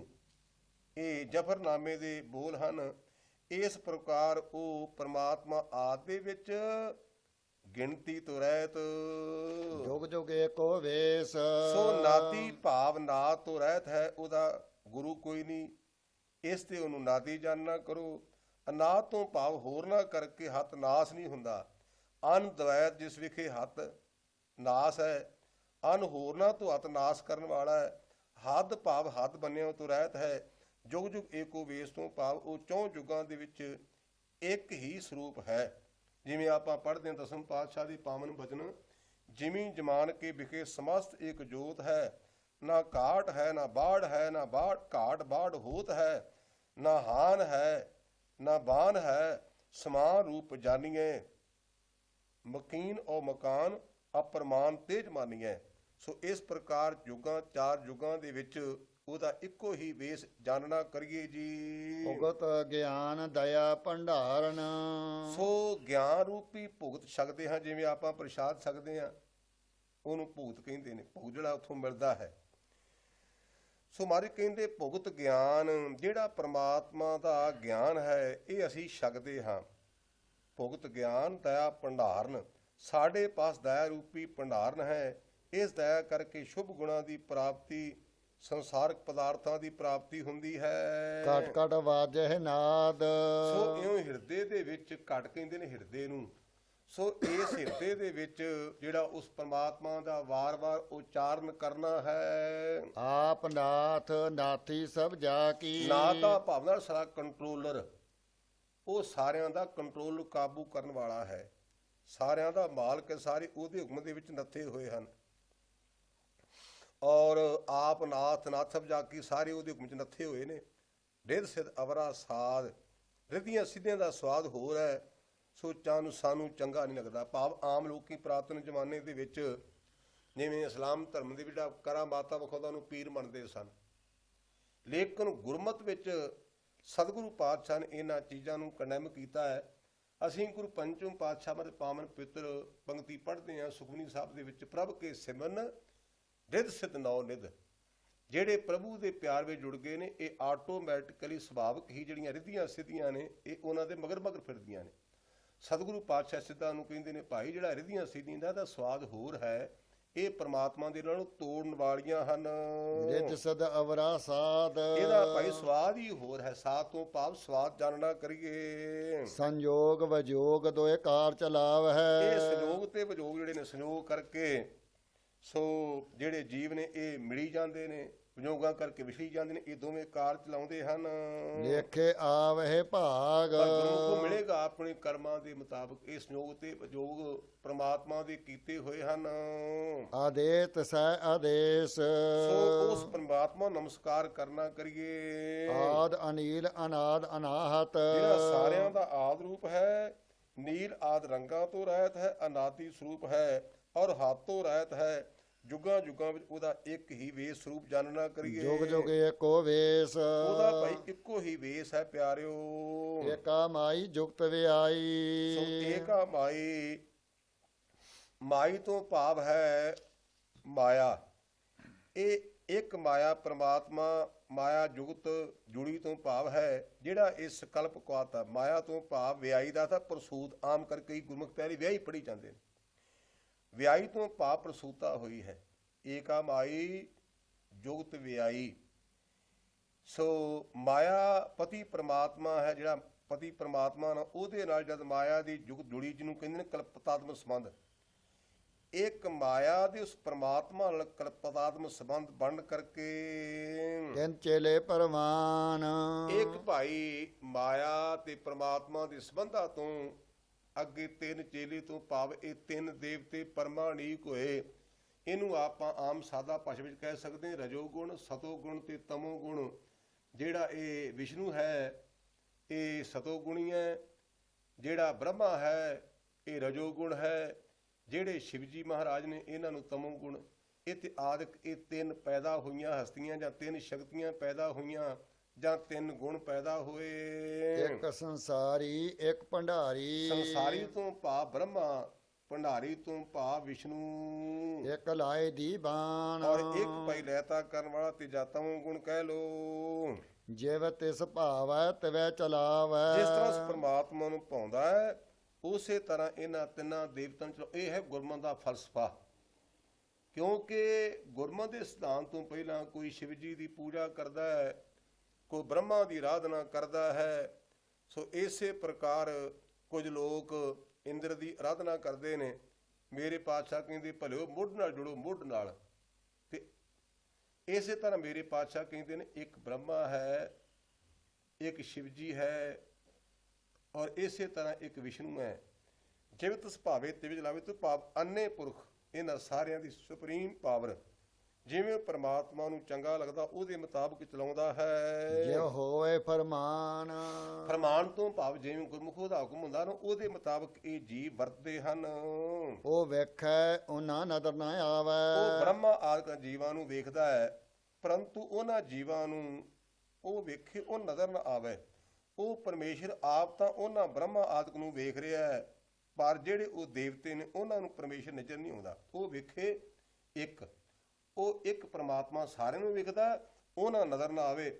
ਤੇ ਬਹੁਤਿਆਂ ਨੂੰ ਇੱਕ ਪਰਮਾਤਮਾ ਦਿਸਦਾ ਨਹੀਂ। ਬਹੁਤਾ ਇਹੋ ਵਡਾਣ। ਵਡਾਣ ਤੋਂ ਭਾਵ ਇਹ ਅਚਰਜ ਵਾਲੀ ਬਾਤ ਜਾਨਣਾ ਕਰੀਏ। ਵਡਾਣ ਕਹਿੰਦੇ ਨੇ ਅਚਰਜ ਨੂੰ, ਜਿਹਨੂੰ ਆਪਾਂ ਵੰਡਰਫੁਲ ਕਹਿ ਦਿੰਦੇ ਨੇ। ਬੜੀ ਹੈਰਾਨੀ ਦੀ ਗੱਲ ਹੈ। ਅਦੇਤ ਸੈ ਆਦੇਸ। ਅਸੀਂ ਉਸ ਪਰਮਾਤਮਾ ਨੂੰ ਨਮਸਕਾਰ ਕਰਦੇ ਹਾਂ। ਭਾਈ ਕਿਹੜੇ ਨੂੰ? ਆਦ ਅਨੀਲ ਅਨਾਦ ਅਨਾਹਤ। ਜਿਹੜਾ ਆਦ ਦੇ ਵਿੱਚ ਹੈ, ਜਿਹੜਾ ਨੀਲ ਆਦ ਰੰਗਾਂ ਤੋਂ ਰਹਿਤ ਹੈ, ਜਿਹੜਾ ਅਨਾਦੀ ਸਰੂਪ ਹੈ, ਜਿਹੜਾ ਹੱਦ ਤੋਂ ਰਹਿਤ ਹੈ, ਜਿਹਦਾ ਚੌਂ ਯੁੱਗਾਂ ਵਿੱਚ ਇੱਕ ਵੇਸ ਹੈ, ਉਹਨੂੰ ਹੀ ਆਦੇਸ਼ ਕਰੀਏ, ਨਮਸਕਾਰ ਕਰੀਏ। ਜੋ ਜੋਗੇ ਕੋ ਵੇਸ। ਚਾਰ ਯੁੱਗਾਂ 'ਚ ਉਹਦਾ ਇੱਕੋ ਸਰੂਪ ਪਿਆਰਿਓ। ਆਸਨ ਲੋਏ ਲੋਏ ਭੰਡਾਰ। ਸੋ ਹਜੂਰ ਕਹਿੰਦੇ ਭਾਈ ਨਾ ਸਾਨੂੰ ਆਸਨਾਂ ਦੀ ਲੋੜ ਹੈ, ਨਾ ਭੰਡਾਰਿਆਂ ਦੀ ਲੋੜ ਹੈ। ਤੇ ਸਿੱਧਾਂ ਨੇ ਕਿਹਾ ਆਸਣ ਤੇ ਭੰਡਾਰਾ ਜ਼ਰੂਰ ਹੁੰਦਾ। ਆਪ ਕਿਰਪਾ ਕਰਕੇ ਸਾਨੂੰ ਦੱਸੋ। ਲੋਕਾਂ ਵਿੱਚ ਵੀ ਸਾਡਾ ਆਸਣ ਹੈ, ਲੋਕਾਂ ਵਿੱਚ ਹੀ ਸਾਡਾ ਭੰਡਾਰਾ ਹੈ। ਤੋ ਸਿੱਧਾਂ ਨੇ ਆਪ ਜੀ ਦੇ ਨਿਰਣਾ ਕਰਕੇ, ਸੋ ਉਹਨਾਂ ਸਿੱਧਾਂ ਨੇ ਕਿਹਾ ਵੀ ਮਹਾਰਾਜ ਆਪ ਨੇ ਨਿਰਣਾ ਕਰਕੇ ਨਹੀਂ ਦੱਸਿਆ ਤੇ ਚੰਗੀ ਤਰ੍ਹਾਂ ਸਾਨੂੰ ਸਮਝਾਉਣਾ ਕਰੋ। ਜਿਨ੍ਹਾਂ ਲੋਕਾਂ ਦਾ ਅੰਤਿਸ਼ਕਰਨ ਸ਼ਰਧਾ ਵਿਸ਼ੇਸ਼ ਉਹੀ ਸਾਡਾ ਆਸਣ ਹੈ। ਜੋ ਲੋਕ ਸ਼ਰਧਾ ਭਾਵ ਨਾਲ ਸਾਡੇ ਨਿਮਿਤ ਸਿੱਖਾਂ ਨੂੰ ਭੋਜਨ ਛਕਾਉਂਦੇ ਨੇ ਉਹੀ ਸਾਡਾ ਭੰਡਾਰਾ ਹੈ। ਸੋ ਇਸ ਪ੍ਰਕਾਰ ਮੇਰੇ ਪਾਤਸ਼ਾਹ ਕਹਿੰਦੇ ਨੇ ਭਾਈ ਥਾਂ ਥਾਂ ਤੇ ਸਾਡੇ ਆਸਣ ਨੇ, ਥਾਂ ਥਾਂ ਤੇ ਸਾਡੇ ਭੰਡਾਰੇ ਹਨ। ਸੋ ਜਿਸ ਤਰ੍ਹਾਂ ਆਪਾਂ ਪੜ੍ਹਦੇ ਹਾਂ ਗੁਰੂ ਪ੍ਰਤਾਪ ਗ੍ਰੰਥ ਵਿੱਚ, ਸਿੰਘ ਜੋ ਰਹਿਤ ਪੰਚ ਮੈਂ ਮਿਲੇ, ਮਮ ਸਰੂਪ ਸੋ ਦੇਖੋ ਭਲੇ, ਭੋਜਨ ਸਾਧਨ ਜੋ ਤਿਨ ਦੇ, ਮੋਕੋ ਪੰਚਾਵਤ ਸਿੱਖ ਸੇ, ਮਨੋ ਕਾਮਨਾ ਤਿਨ ਤੇ ਪ੍ਰਾਪਤ, ਸ਼ਰਧਾ ਧਰੇ ਚਿੰਤ ਦੁਖ ਆਵਤ, ਸਿੱਖ ਪੰਚਨ ਮੈਂ ਮੇਰੋ ਬਾਸਾ, ਪੂਰਨ ਕਰੋ ਤਰਹਿ ਜੋ ਆਸਾ। ਜਿਵੇਂ ਦਸਮ ਪਾਤਸ਼ਾਹ ਕਹਿੰਦੇ ਸੇਵ ਕਰੀ ਇਨਹੀ ਕੀ ਪਾਵਤ, ਔਰ ਕੀ ਸੇਵ ਸੁਹਾਤ ਨਾ ਜੀ ਕੋ। ਜੋ ਕਛ ਪਾਇਆ ਸੋ ਏਕਾ ਵਾਰ। ਅਸਾਂ ਜੋ ਕੁਛ ਵੀ ਦੁਨੀਆ ਦੇ ਪਦਾਰਥ ਆਪਣੇ ਗੁਰਾਂ ਤੋਂ ਪ੍ਰਾਪਤ ਕੀਤਾ ਭਾਈ ਇੱਕੋ ਵੇਰ ਪਾ ਲਿਆ ਹੈ। ਹੁਣ ਕਿਸੇ ਪ੍ਰਕਾਰ ਸਾਨੂੰ ਪਦਾਰਥ ਦੀ ਇੱਛਾ ਨਹੀਂ ਰਹੀ। ਕਰ ਕਰ ਵੇਖੈ ਸਿਰਜਣਹਾਰ। ਜਿਸ ਵੇਲੇ ਗੁਰਾਂ ਨੇ ਸਾਨੂੰ ਉਪਦੇਸ਼ ਦੇਣਾ ਕੀਤਾ ਹੈ ਤਿਸ ਵੇਲੇ ਅਸੀਂ ਸਿਰਜਣਹਾਰ ਪਰਮਾਤਮਾ ਨੂੰ ਦੇਖਣਾ ਕੀਤਾ। ਨਾਨਕ ਸੱਚੇ ਕੀ ਸਾਚੀ ਕਾਰ। ਭਾਈ ਸੱਚੇ ਪਰਮਾਤਮਾ ਦੀ ਭਜਨ ਸਿਮਰਨ ਦੀ ਕਾਰ ਸੱਚੀ ਹੈ। ਇਹੋ ਹੀ ਸੱਚਾ ਕਰਮ ਹੈ, ਇਹੋ ਹੀ ਕਰਨਾ ਕਰੋ। ਆਦੇਤ ਸੈ ਆਦੇਸ। ਉਸ ਪਰਮਾਤਮਾ ਨੂੰ ਨਮਸਕਾਰ ਕਰਨਾ ਕਰੀਏ। ਆਦ ਅਨੀਲ ਅਨਾਦ ਅਨਾਹਤ। ਜਿਹੜਾ ਆਦ ਰੂਪ ਹੈ, ਰੰਗਾਂ ਤੋਂ ਰਹਿਤ ਹੈ, ਜੋ ਜੁਗੇ ਕੋ ਵੇਸ। ਸੋ ਜਿਹਦਾ ਕੋ ਹੱਦ ਬੰਨਾ ਨਹੀਂ, ਔਰ ਉਹ ਚਾਰ ਯੁੱਗਾਂ ਵਿੱਚ ਜਿਹਦਾ ਇੱਕ ਸਰੂਪ ਹੈ। ਇੱਕ ਦੂ ਜੀਵੋ ਲੱਖ ਹੋ ਹੈ। ਇੱਕ ਜੀਵ ਤੋਂ ਦੋ ਜੀਵਾਂ ਹੋ ਜਾਣ ਤੇ ਦੋ ਜੀਵਾਂ ਤੋਂ ਅੱਗੇ 1 ਲੱਖ ਹੋ ਜਾਵੇ ਤਾਂ ਲੱਖ ਹੋਵੇ ਲੱਖ 20। ਅੱਗੇ ਕਹਿੰਦੇ ਫਿਰ ਇੱਕ ਦੀ ਲੱਖ ਹੋ ਜਾਵੇ, ਉਹਦੇ ਤੋਂ ਅੱਗੇ ਇੱਕ ਦੀ 20 ਜੀਵਾਂ ਹੋ ਜਾਣ। ਲੱਖ ਲੱਖ ਗੇੜਾ ਆਖੀਆ ਹੈ। ਇਹਨੀਆਂ ਜੀਵਾਂ ਕਰਕੇ ਵਾਰ-ਵਾਰ ਲੱਖਾਂ ਵਾਰੀ ਜਗਦੀਸ਼ਰ ਦੇ ਨਾਮ ਨੂੰ ਆਖਣਾ ਕਰੀਏ। ਏਕ ਨਾਮ ਜਗਦੀਸ਼, ਇਉਂ ਜਗਤ ਦੇ ਈਸ਼ਰ ਪਰਮਾਤਮਾ ਦਾ ਨਾਮ ਲੈਣਾ ਕਰੀਏ। ਹਰ ਗੁਣ ਗਾਵੋ ਜਗਦੀਸ਼, ਏਕਾ ਜੀ ਕੀਚੇ ਲੱਖ 20, ਜੀਵਾ ਏਕ ਹੋਏ ਲੱਖ ਕੋਟੀ, ਲੱਖ ਕੋਟੀ ਕੋਟ ਧਿਆਵੇ ਗੋ। ਸੋ ਇਸ ਪ੍ਰਕਾਰ ਕਹਿੰਦੇ ਵੀ ਉਹਨਾਂ ਨੂੰ ਲੱਖ ਲੱਖ ਵੇਰਾਂ ਉਹ ਜਗਤ ਦੇ ਈਸ਼ਰ ਪ੍ਰਮਾਤਮਾ ਦਾ ਨਾਮ ਲੈਣਾ ਕਰੀਏ ਤਾਂ ਏਕ ਨਾਮ ਜਗਦੀਸ਼। ਸੋ ਭਾਈ ਇੱਕ ਜਗਤ ਦੇ ਈਸ਼ਰ ਪ੍ਰਮਾਤਮਾ ਦਾ ਜੋ ਨਾਮ ਹੈ, ਏਤ ਰਾਹੇ ਪਤ ਪਵੜੀਆ। ਪਦ ਦੀਆਂ ਪ੍ਰਾਪਤੀਆਂ ਦੀਆਂ ਜੋ ਭੂਮਿਕਾ ਰੂਪੀ ਪੌੜੀਆਂ ਹਨ, ਚੜੀਏ ਹੋਏ 21। ਉਹਨਾਂ ਪੌੜੀਆਂ ਦੇ ਚੜ੍ਹਨ ਕਰਕੇ ਜਿਹੜਾ ਜੀਵ ਨਾਲ ਨਾਮ ਦਾ ਸਿਮਰਨ ਕਰਨਾ ਹੈ। ਸੁਨ ਗਲਾਂ ਆਕਾਸ਼ ਤੋ ਕੀ। ਮੇਰੇ ਪਾਤਸ਼ਾਹ ਕਹਿੰਦੇ ਭਾਈ ਆਕਾਸ਼ ਦੀਆਂ ਗੱਲਾਂ ਸੁਣ ਕਰਕੇ ਕੀਟਾ ਆਈ ਰੀਸ। ਤੇ ਜਿਹੜੇ ਕੀੜੇ ਨੇ ਭਲਾ ਉਹ ਕਹਿਣ ਵੀ ਅਸੀਂ ਉਹਦਾ ਮੁਕਾਬਲਾ ਕਰ ਲਈਏ ਤੇ ਕਿਵੇਂ ਹੋਵੇਗਾ। ਹੰਸਾਂ ਨਾਲ ਟਟੀਰੀ ਕੋ ਪਹੁੰਚੇ ਦੌੜੀ। ਨਾਨਕ ਨਦਰੀ ਪਾਈਐ। ਮੇਰੇ ਪਾਤਸ਼ਾਹ ਕਹਿੰਦੇ ਭਾਈ ਜਿਸ ਵੇਲੇ ਨਜ਼ਰੀ ਮਹਾਤਮਾ ਦੀ ਨਜ਼ਰ ਪਈ ਤਾਂ ਕੂੜੀ ਕੂੜਾ ਠੀਸ। ਝੂਠਿਆਂ ਪੁਰਸ਼ਾਂ ਦੀਆਂ ਕੂੜੀਆਂ ਠੀਸਾਂ ਗੱਪਾਂ ਨਿਕਲੀਆਂ। ਨਾਨਕ ਨਜ਼ਰੀ ਪਾਈਏ ਕੂੜੇ ਕੂੜੇ ਠੀਸ। ਪਰਮਾਤਮਾ ਦੀ ਨਿਗਾਹ ਦੇ ਨਾਲ ਦਾਤ ਪ੍ਰਾਪਤ ਕੀਤੀ ਜਾ ਸਕਦੀ ਹੈ। ਤੇ ਜਿਹੜੇ ਮੂਰਖ ਨੇ ਨਾ, ਉਹਨਾਂ ਦਾ ਝੂਠਾ ਹੱਟ ਹੈ। ਜਿਸ ਤਰ੍ਹਾਂ ਵੱਖ-ਵੱਖ ਪ੍ਰਮਾਣਾਂ ਦੇ ਕਈ ਵਿਦਵਾਨਾਂ ਨੇ ਚਰਚਾ ਕੀਤੀ, ਪਰ ਆਖਰਕਾਰ ਹਾਰ ਗਏ। ਪਰਮਾਤਮਾ ਦੀ ਬਖਸ਼ਿਸ਼ ਤੋਂ ਬਿਨਾਂ ਉਹਦੀ ਰਹਿਮਤ ਨੂੰ ਸਮਝਿਆ ਨਹੀਂ ਜਾ ਸਕਦਾ। ਆਖਣ ਜੋਰ ਚੁੱਪੈ ਨਾ ਜੋਰ। ਸੋ ਆਖਣ ਦੇ ਨਾਲ ਕਿਸੇ ਪੁਰਸ਼ ਵਿਖੇ, ਆਖਣ ਤੋਂ ਭਾਵ ਬੋਲਣਾ। ਸੋ ਇਸ ਪੁਰਸ਼ ਵਿੱਚ ਕਿਸੇ ਵੇਦ ਪੁਰਾਣ ਸਿਮਰਤੀਆਂ ਕੁਰਾਨ ਆਦਿ ਗੁਣਾਂ ਦੇ ਆਖਣ ਦਾ ਕੋਈ ਬਲ ਨਹੀਂ। ਜੋਰ ਨਾ ਮੰਗਣ ਦੇ ਨਾ ਜੋਰ। ਤੇ ਨਾ ਗੁਰਮੁਖੋ ਜ਼ੋਰ ਨਾਲ ਮੰਗਿਆ ਜਾ ਸਕਦਾ ਹੈ, ਨਾ ਜ਼ੋਰ ਨਾਲ ਦਿੱਤਾ ਜਾ ਸਕਦਾ ਹੈ। ਜੋਰ ਨਾ ਜੀਵਨ ਮਰਨ ਨਾ ਜੋਰ। ਤੇ ਭਾਈ ਨਾ ਕੋ ਜ਼ੋਰ ਨਾਲ ਜਿਉ ਸਕਦਾ ਵੀ ਜਿਵੇਂ ਲੋਕੀ ਵੈਦਰੂ ਕਿੰਨੀਆਂ ਕੀਮਤੀ ਦਵਾਈਆਂ ਖਾਂਦੇ ਪਰ ਮਰ ਜਾਂਦੇ ਹਨ। ਤੇ ਨਾ ਮਰਜ਼ੀ ਨਾਲ ਮਰਿਆ ਜਾ ਸਕਦਾ, ਨਾ ਬਲ ਨਾਲ ਮਰਿਆ ਜਾ ਸਕਦਾ ਹੈ। ਜੋ ਨਾ ਰਾਜ ਮਾਲ ਮਨ ਸੋਰ। ਸੋ ਇਸੇ ਪ੍ਰਕਾਰ ਜ਼ੋਰ ਦੇ ਨਾਲ ਰਾਜ ਮਾਲ ਇਤਿਆਦਿਕ ਪਦਾਰਥ ਜਿਹੜੇ ਨੇ ਇਹ ਵੀ ਨਹੀਂ ਮਿਲ ਸਕਦੇ। ਮਨ ਸੋਰ ਤਿਆਗਣ ਦਾ ਜ਼ੋਰ ਬਲ ਨਹੀਂ ਹੈ। ਭਾਵ ਮਨ ਦੇ ਸ਼ੋਰ ਸ਼ਰਾਬੇ ਨੂੰ ਤਿਆਗਣ ਤੇ ਗ੍ਰਹਿਣ ਕਰਨ ਦਾ ਵੀ ਇਸ ਬੰਦੇ ਵਿੱਚ ਬਲ ਨਹੀਂ ਹੈ। ਜੋ ਨਾ ਸੁਰਤੀ ਗਿਆਨ ਵਿਚਾਰ। ਇਸੇ ਪ੍ਰਕਾਰ ਜ਼ੋਰ ਨਾਲ ਸੁਰਤੀ ਗਿਆਨ ਵਿਚਾਰ। ਭਾਵ ਪਹਿਲਾ ਸੁਰਤੀ ਵੇਦਾਂ ਦੇ ਗਿਆਨ ਵਿਚਾਰਨ ਦਾ ਵੀ ਇਹਦੇ ਵਿਖੇ ਜ਼ੋਰ ਬਲ ਨਹੀਂ ਹੈ, ਅਥਵਾ ਵੇਦਾਂ ਦੇ ਪੜ੍ਹਨ ਦਾ ਵੀ ਇਹਦੇ ਵਿੱਚ ਜ਼ੋਰ ਨਹੀਂ ਹੈ। ਅਤੇ ਸਰੂਪ ਗਿਆਨ ਦੀ ਪ੍ਰਾਪਤ ਇਹਦੇ ਵਿੱਚ ਜ਼ੋਰ ਨਹੀਂ ਹੈ। ਸੱਤ ਤੇ ਅਸਤ ਵਸੂ ਦੇ ਵਿਚਾਰਨ ਦਾ ਵੀ ਇਹਦੇ ਵਿੱਚ ਜ਼ੋਰ ਨਹੀਂ ਹੈ। ਸੋ ਸੁਰਤੀ ਤੋਂ ਭਾਵ ਸ੍ਰੇਸ਼ਟ ਪ੍ਰੀਤੀ ਧਾਰਨ ਕਰਨੀ, ਇਹ ਵੀ ਜ਼ੋਰ ਨਹੀਂ ਹੈ। ਸੁਰਤੀ ਤੋਂ ਭਾਵ ਬਿਰਤੀ ਆਦਿ ਨੂੰ ਲਾਉਣ ਦਾ ਵੀ ਇਸ ਬੰਦੇ ਵਿੱਚ ਕੋਈ ਤਾਕਤ ਨਹੀਂ, ਕੋਈ ਜ਼ੋਰ ਨਹੀਂ। ਜੋਰ ਨਾ ਜੁਗਤੀ ਛੁਟੈ ਸੰਸਾਰ। ਕਿਸੇ ਜੁਗਤੀ ਕਰਕੇ ਸੰਸਾਰ ਤੋਂ ਛੁੱਟਿਆ ਨਹੀਂ ਜਾ ਸਕਦਾ। ਜਿਸ ਹੱਥ ਜੋਰ ਕਰ ਵੇਖੈ ਸੋਏ। ਮੇਰੇ ਪਾਤਸ਼ਾਹ ਕਹਿੰਦੇ ਪਿਆਰੋ ਇਹ ਹੱਠ ਨਾ ਕਰੋ, ਤੇ ਜੇ ਨਹੀਂ ਨਾ ਮੰਨਦੇ ਤੇ ਜਿਹਦੇ ਵਿੱਚ ਤਾਕਤ ਉਹ ਆਪਣੀ ਤਾਕਤ ਦੀ ਵਰਤੋਂ ਕਰਕੇ ਵੇਖ ਲਈ। ਜਿਵੇਂ ਆਪਾਂ ਸੂਹੀ ਰਾਗ ਵਿੱਚ ਧੰਨ ਗੁਰੂ ਰਾਮਦਾਸ ਪਾਤਸ਼ਾਹਾਂ ਦਾ ਪਾਵਨ ਪਿੱਤਰ ਇੱਕ ਸ਼ਬਦ ਪੜ੍ਹਦੇ ਹਾਂ ਤੇ ਗੁਰਮੁਖੋ ਆਪਣੀ ਮਰਜ਼ੀ ਨਾਲ ਕੁਝ ਵੀ ਨਹੀਂ ਕੀਤਾ ਕਰਨਾ। ਸਰਬ ਰਜਾਈ ਕਿਛ ਕੀਚੈ ਜੇ ਕਰ ਸਕੀਏ। ਆਪਣਾ ਕੀਤਾ ਕੁਛ ਨਾ ਹੋਵੇ। ਜੋ ਹਰ ਭਾਵੇ ਤੇ ਰੱਖੀਏ। ਹਰ ਜਿਉ ਸਭ ਕੋ ਤੇਰੇ ਵਸ। ਅਸਾਂ ਜੋਰ ਨਾਹੀ ਕਿਛ ਕਰ ਹਮ ਸਾਕੇ। ਜੋ ਭਾਵੈ ਤਿਵੇਂ ਬਖਸ਼। ਤੋ ਇਸ ਕਰਕੇ ਮੇਰੇ ਪਾਤਸ਼ਾਹ ਕਹਿੰਦੇ ਪਏ ਗੁਰਮੁਖੋ ਜ਼ੋਰ ਨਾਲ ਕੁਝ ਵੀ ਨਹੀਂ ਹੋ ਸਕਦਾ। ਨਾਨਕ ਕੋ ਤੁਮ ਨੀਚ ਨਾ ਕੋਏ। ਨਾ ਭਾਈ ਕੋ ਉੱਚਾ ਹੈ ਨਾ ਕੋ ਨੀਵਾਂ ਹੈ। ਜੀ ਤੇ ਵਾਹਿਗੁਰੂ ਕਿਰਪਾ ਕਰੇ ਉਹ ਉੱਚਾ ਹੋ ਗਿਆ। ਰਾਤੀ ਰੁੱਤੀ ਥਿੱਤੀ ਵਾਰ। ਸੋ ਇਸ ਤਰ੍ਹਾਂ ਪਵਨ ਪਾਣੀ ਅਗਨੀ ਪਤਾਲ, ਪੌਣ ਪਾਣੀ ਅਗਨੀ ਇਤਿਆਦਿਕ ਤੱਤਾਂ ਦੇ ਦੁਆਰਾ ਪਤਾਲ ਪਲਾੜ ਵਿੱਚ ਅਰਥਾਤ ਆਕਾਸ਼ ਵਿੱਚ ਜਿਹੜੀ ਇਹ ਹਸਤੀ ਅਸਥਿਤ ਕੀਤੀ ਹੈ। ਸੋ ਇਹਦੇ ਵਿੱਚ ਰਾਤੀ ਰੁੱਤੀ ਥਿੱਤੀ ਵਾਰ। ਰਾਤਾਂ ਰੁੱਤਾਂ ਥਿੱਤੀਆਂ ਤੇ ਵਾਰ ਆਦਿਕ ਪਵਨ ਪਾਣੀ ਅਗਨੀ ਪਾਤਾਲ। ਇਹ ਗੁਰਮੁਖ ਪਿਆਰੋ ਕਈਆਂ ਨੇ ਕਹਿਣਾ ਵੀ ਪਵਨ ਦਾ ਭਾਵ ਪੌਣਾ ਵੀ ਕਈ ਤਰ੍ਹਾਂ ਦੀਆਂ ਹਨ। ਪਾਣੀ ਦੀਆਂ ਵੀ ਕਈ ਕਿਸਮਾਂ ਨੇ। ਵੱਖ-ਵੱਖ ਤਰ੍ਹਾਂ ਦੀਆਂ ਅੱਗਾਂ ਹਨ। ਜਿਵੇਂ ਆਪਾਂ ਗੁਰਬਾਣੀ 'ਚ ਪੜ੍ਹਦੇ ਹਾਂ 4 ਅੱਗਾਂ ਦਾ ਜ਼ਿਕਰ ਪੜ੍ਹਦੇ ਹਾਂ। ਹੰਸ ਹੇਤ ਲੋਭ ਕੋਪ ਚਾਰੇ ਨਦੀਆਂ ਅੱਗ ਬਹੁਵਚਨ ਹੋ ਗਿਆ ਨਾ। ਕਹਿੰਦੇ ਇਸ ਪ੍ਰਕਾਰ ਪੌਣ ਪਾਣੀ ਅੱਗ ਪਤਾਲ। ਧਰਤੀ ਵਿੱਚ ਇਸ ਵਿੱਚ ਧਰਤੀ ਥਾਪ ਰੱਖੀ ਧਰਮਸਾਲ। ਕਹਿੰਦੇ ਕੁਝ ਦੇ ਵਿੱਚ ਉਸ ਵਾਹਿਗੁਰੂ ਨੇ ਧਰਮ ਦੇ ਕਰਨ ਵਾਸਤੇ ਜਿਹੜੀ ਧਰਤੀ ਹੈ ਨਾ ਇਹ ਟਿਕਾਉਣਾ ਕੀਤੀ ਹੈ। ਇਸ ਵਿੱਚ ਜੀ ਜੁਗਤ ਕੇ ਰੰਗ। ਔਰ ਉਹਦੇ ਵਿੱਚ ਧਰਤੀ ਦੇ ਵਿੱਚ ਰੰਗਾਂ ਰੰਗਾਂ ਦੇ ਭਾਵ ਤਰ੍ਹਾਂ ਤਰ੍ਹਾਂ ਦੇ ਜੀਵਨ ਲਈ ਤਰ੍ਹਾਂ ਤਰ੍ਹਾਂ ਦੀਆਂ ਜੁਗਤੀਆਂ ਬਣਾਈਆਂ ਨੇ। ਜੀਵਾਂ ਦੇ ਕਰਮ ਕਰਨ ਲਈ ਜੁਗਤੀਆਂ ਤਰ੍ਹਾਂ ਤਰ੍ਹਾਂ ਦੀਆਂ ਰਚੀਆਂ ਹਨ। ਇਹਨਾਂ ਜੀਵਾਂ ਹਾਂਜੀ ਹਾਂਜੀ ਤਿਨਕੇ ਨਿਆਮ ਅਨੇਕ ਅਨੰਤ। ਔਰ ਉਹਨਾਂ ਜੀਵਾਂ ਦੇ ਅਨੇਕਾਂ ਨਾਂ ਨੇ, ਉਹਨਾਂ ਦਾ ਅੰਤ ਨਹੀਂ, ਬੇਅੰਤ ਜਾਣਨਾ ਕਰੋ। ਕਰਮੇ ਕਰਮੀ ਹੋਏ ਵਿਚਾਰ। ਤੇ ਜੀਵਾਂ ਦੇ ਕਰਮਾਂ ਦੇ ਮੁਤਾਬਕ ਉਹਦਾ ਵਿਚਾਰ ਹੁੰਦਾ ਹੈ। ਸੱਚਾ ਆਪ ਸੱਚਾ ਦਰਬਾਰ। ਉਹ ਗੁਰਮੁਖ ਪਿਆਰੋ ਵਾਹਿਗੁਰੂ ਆ ਵੀ ਸੱਚਾ ਤੇ ਉਹਦੀ ਕਚਹਿਰੀ ਵੀ ਸੱਚੀ, ਭਾਵ ਉਹਦੀ ਹੇਰਾ ਫੇਰੀ ਨਹੀਂ ਚੱਲਦੀ। ਤਥੈ ਸੋਹਣ ਪੰਜ ਪਰਵਾਨ।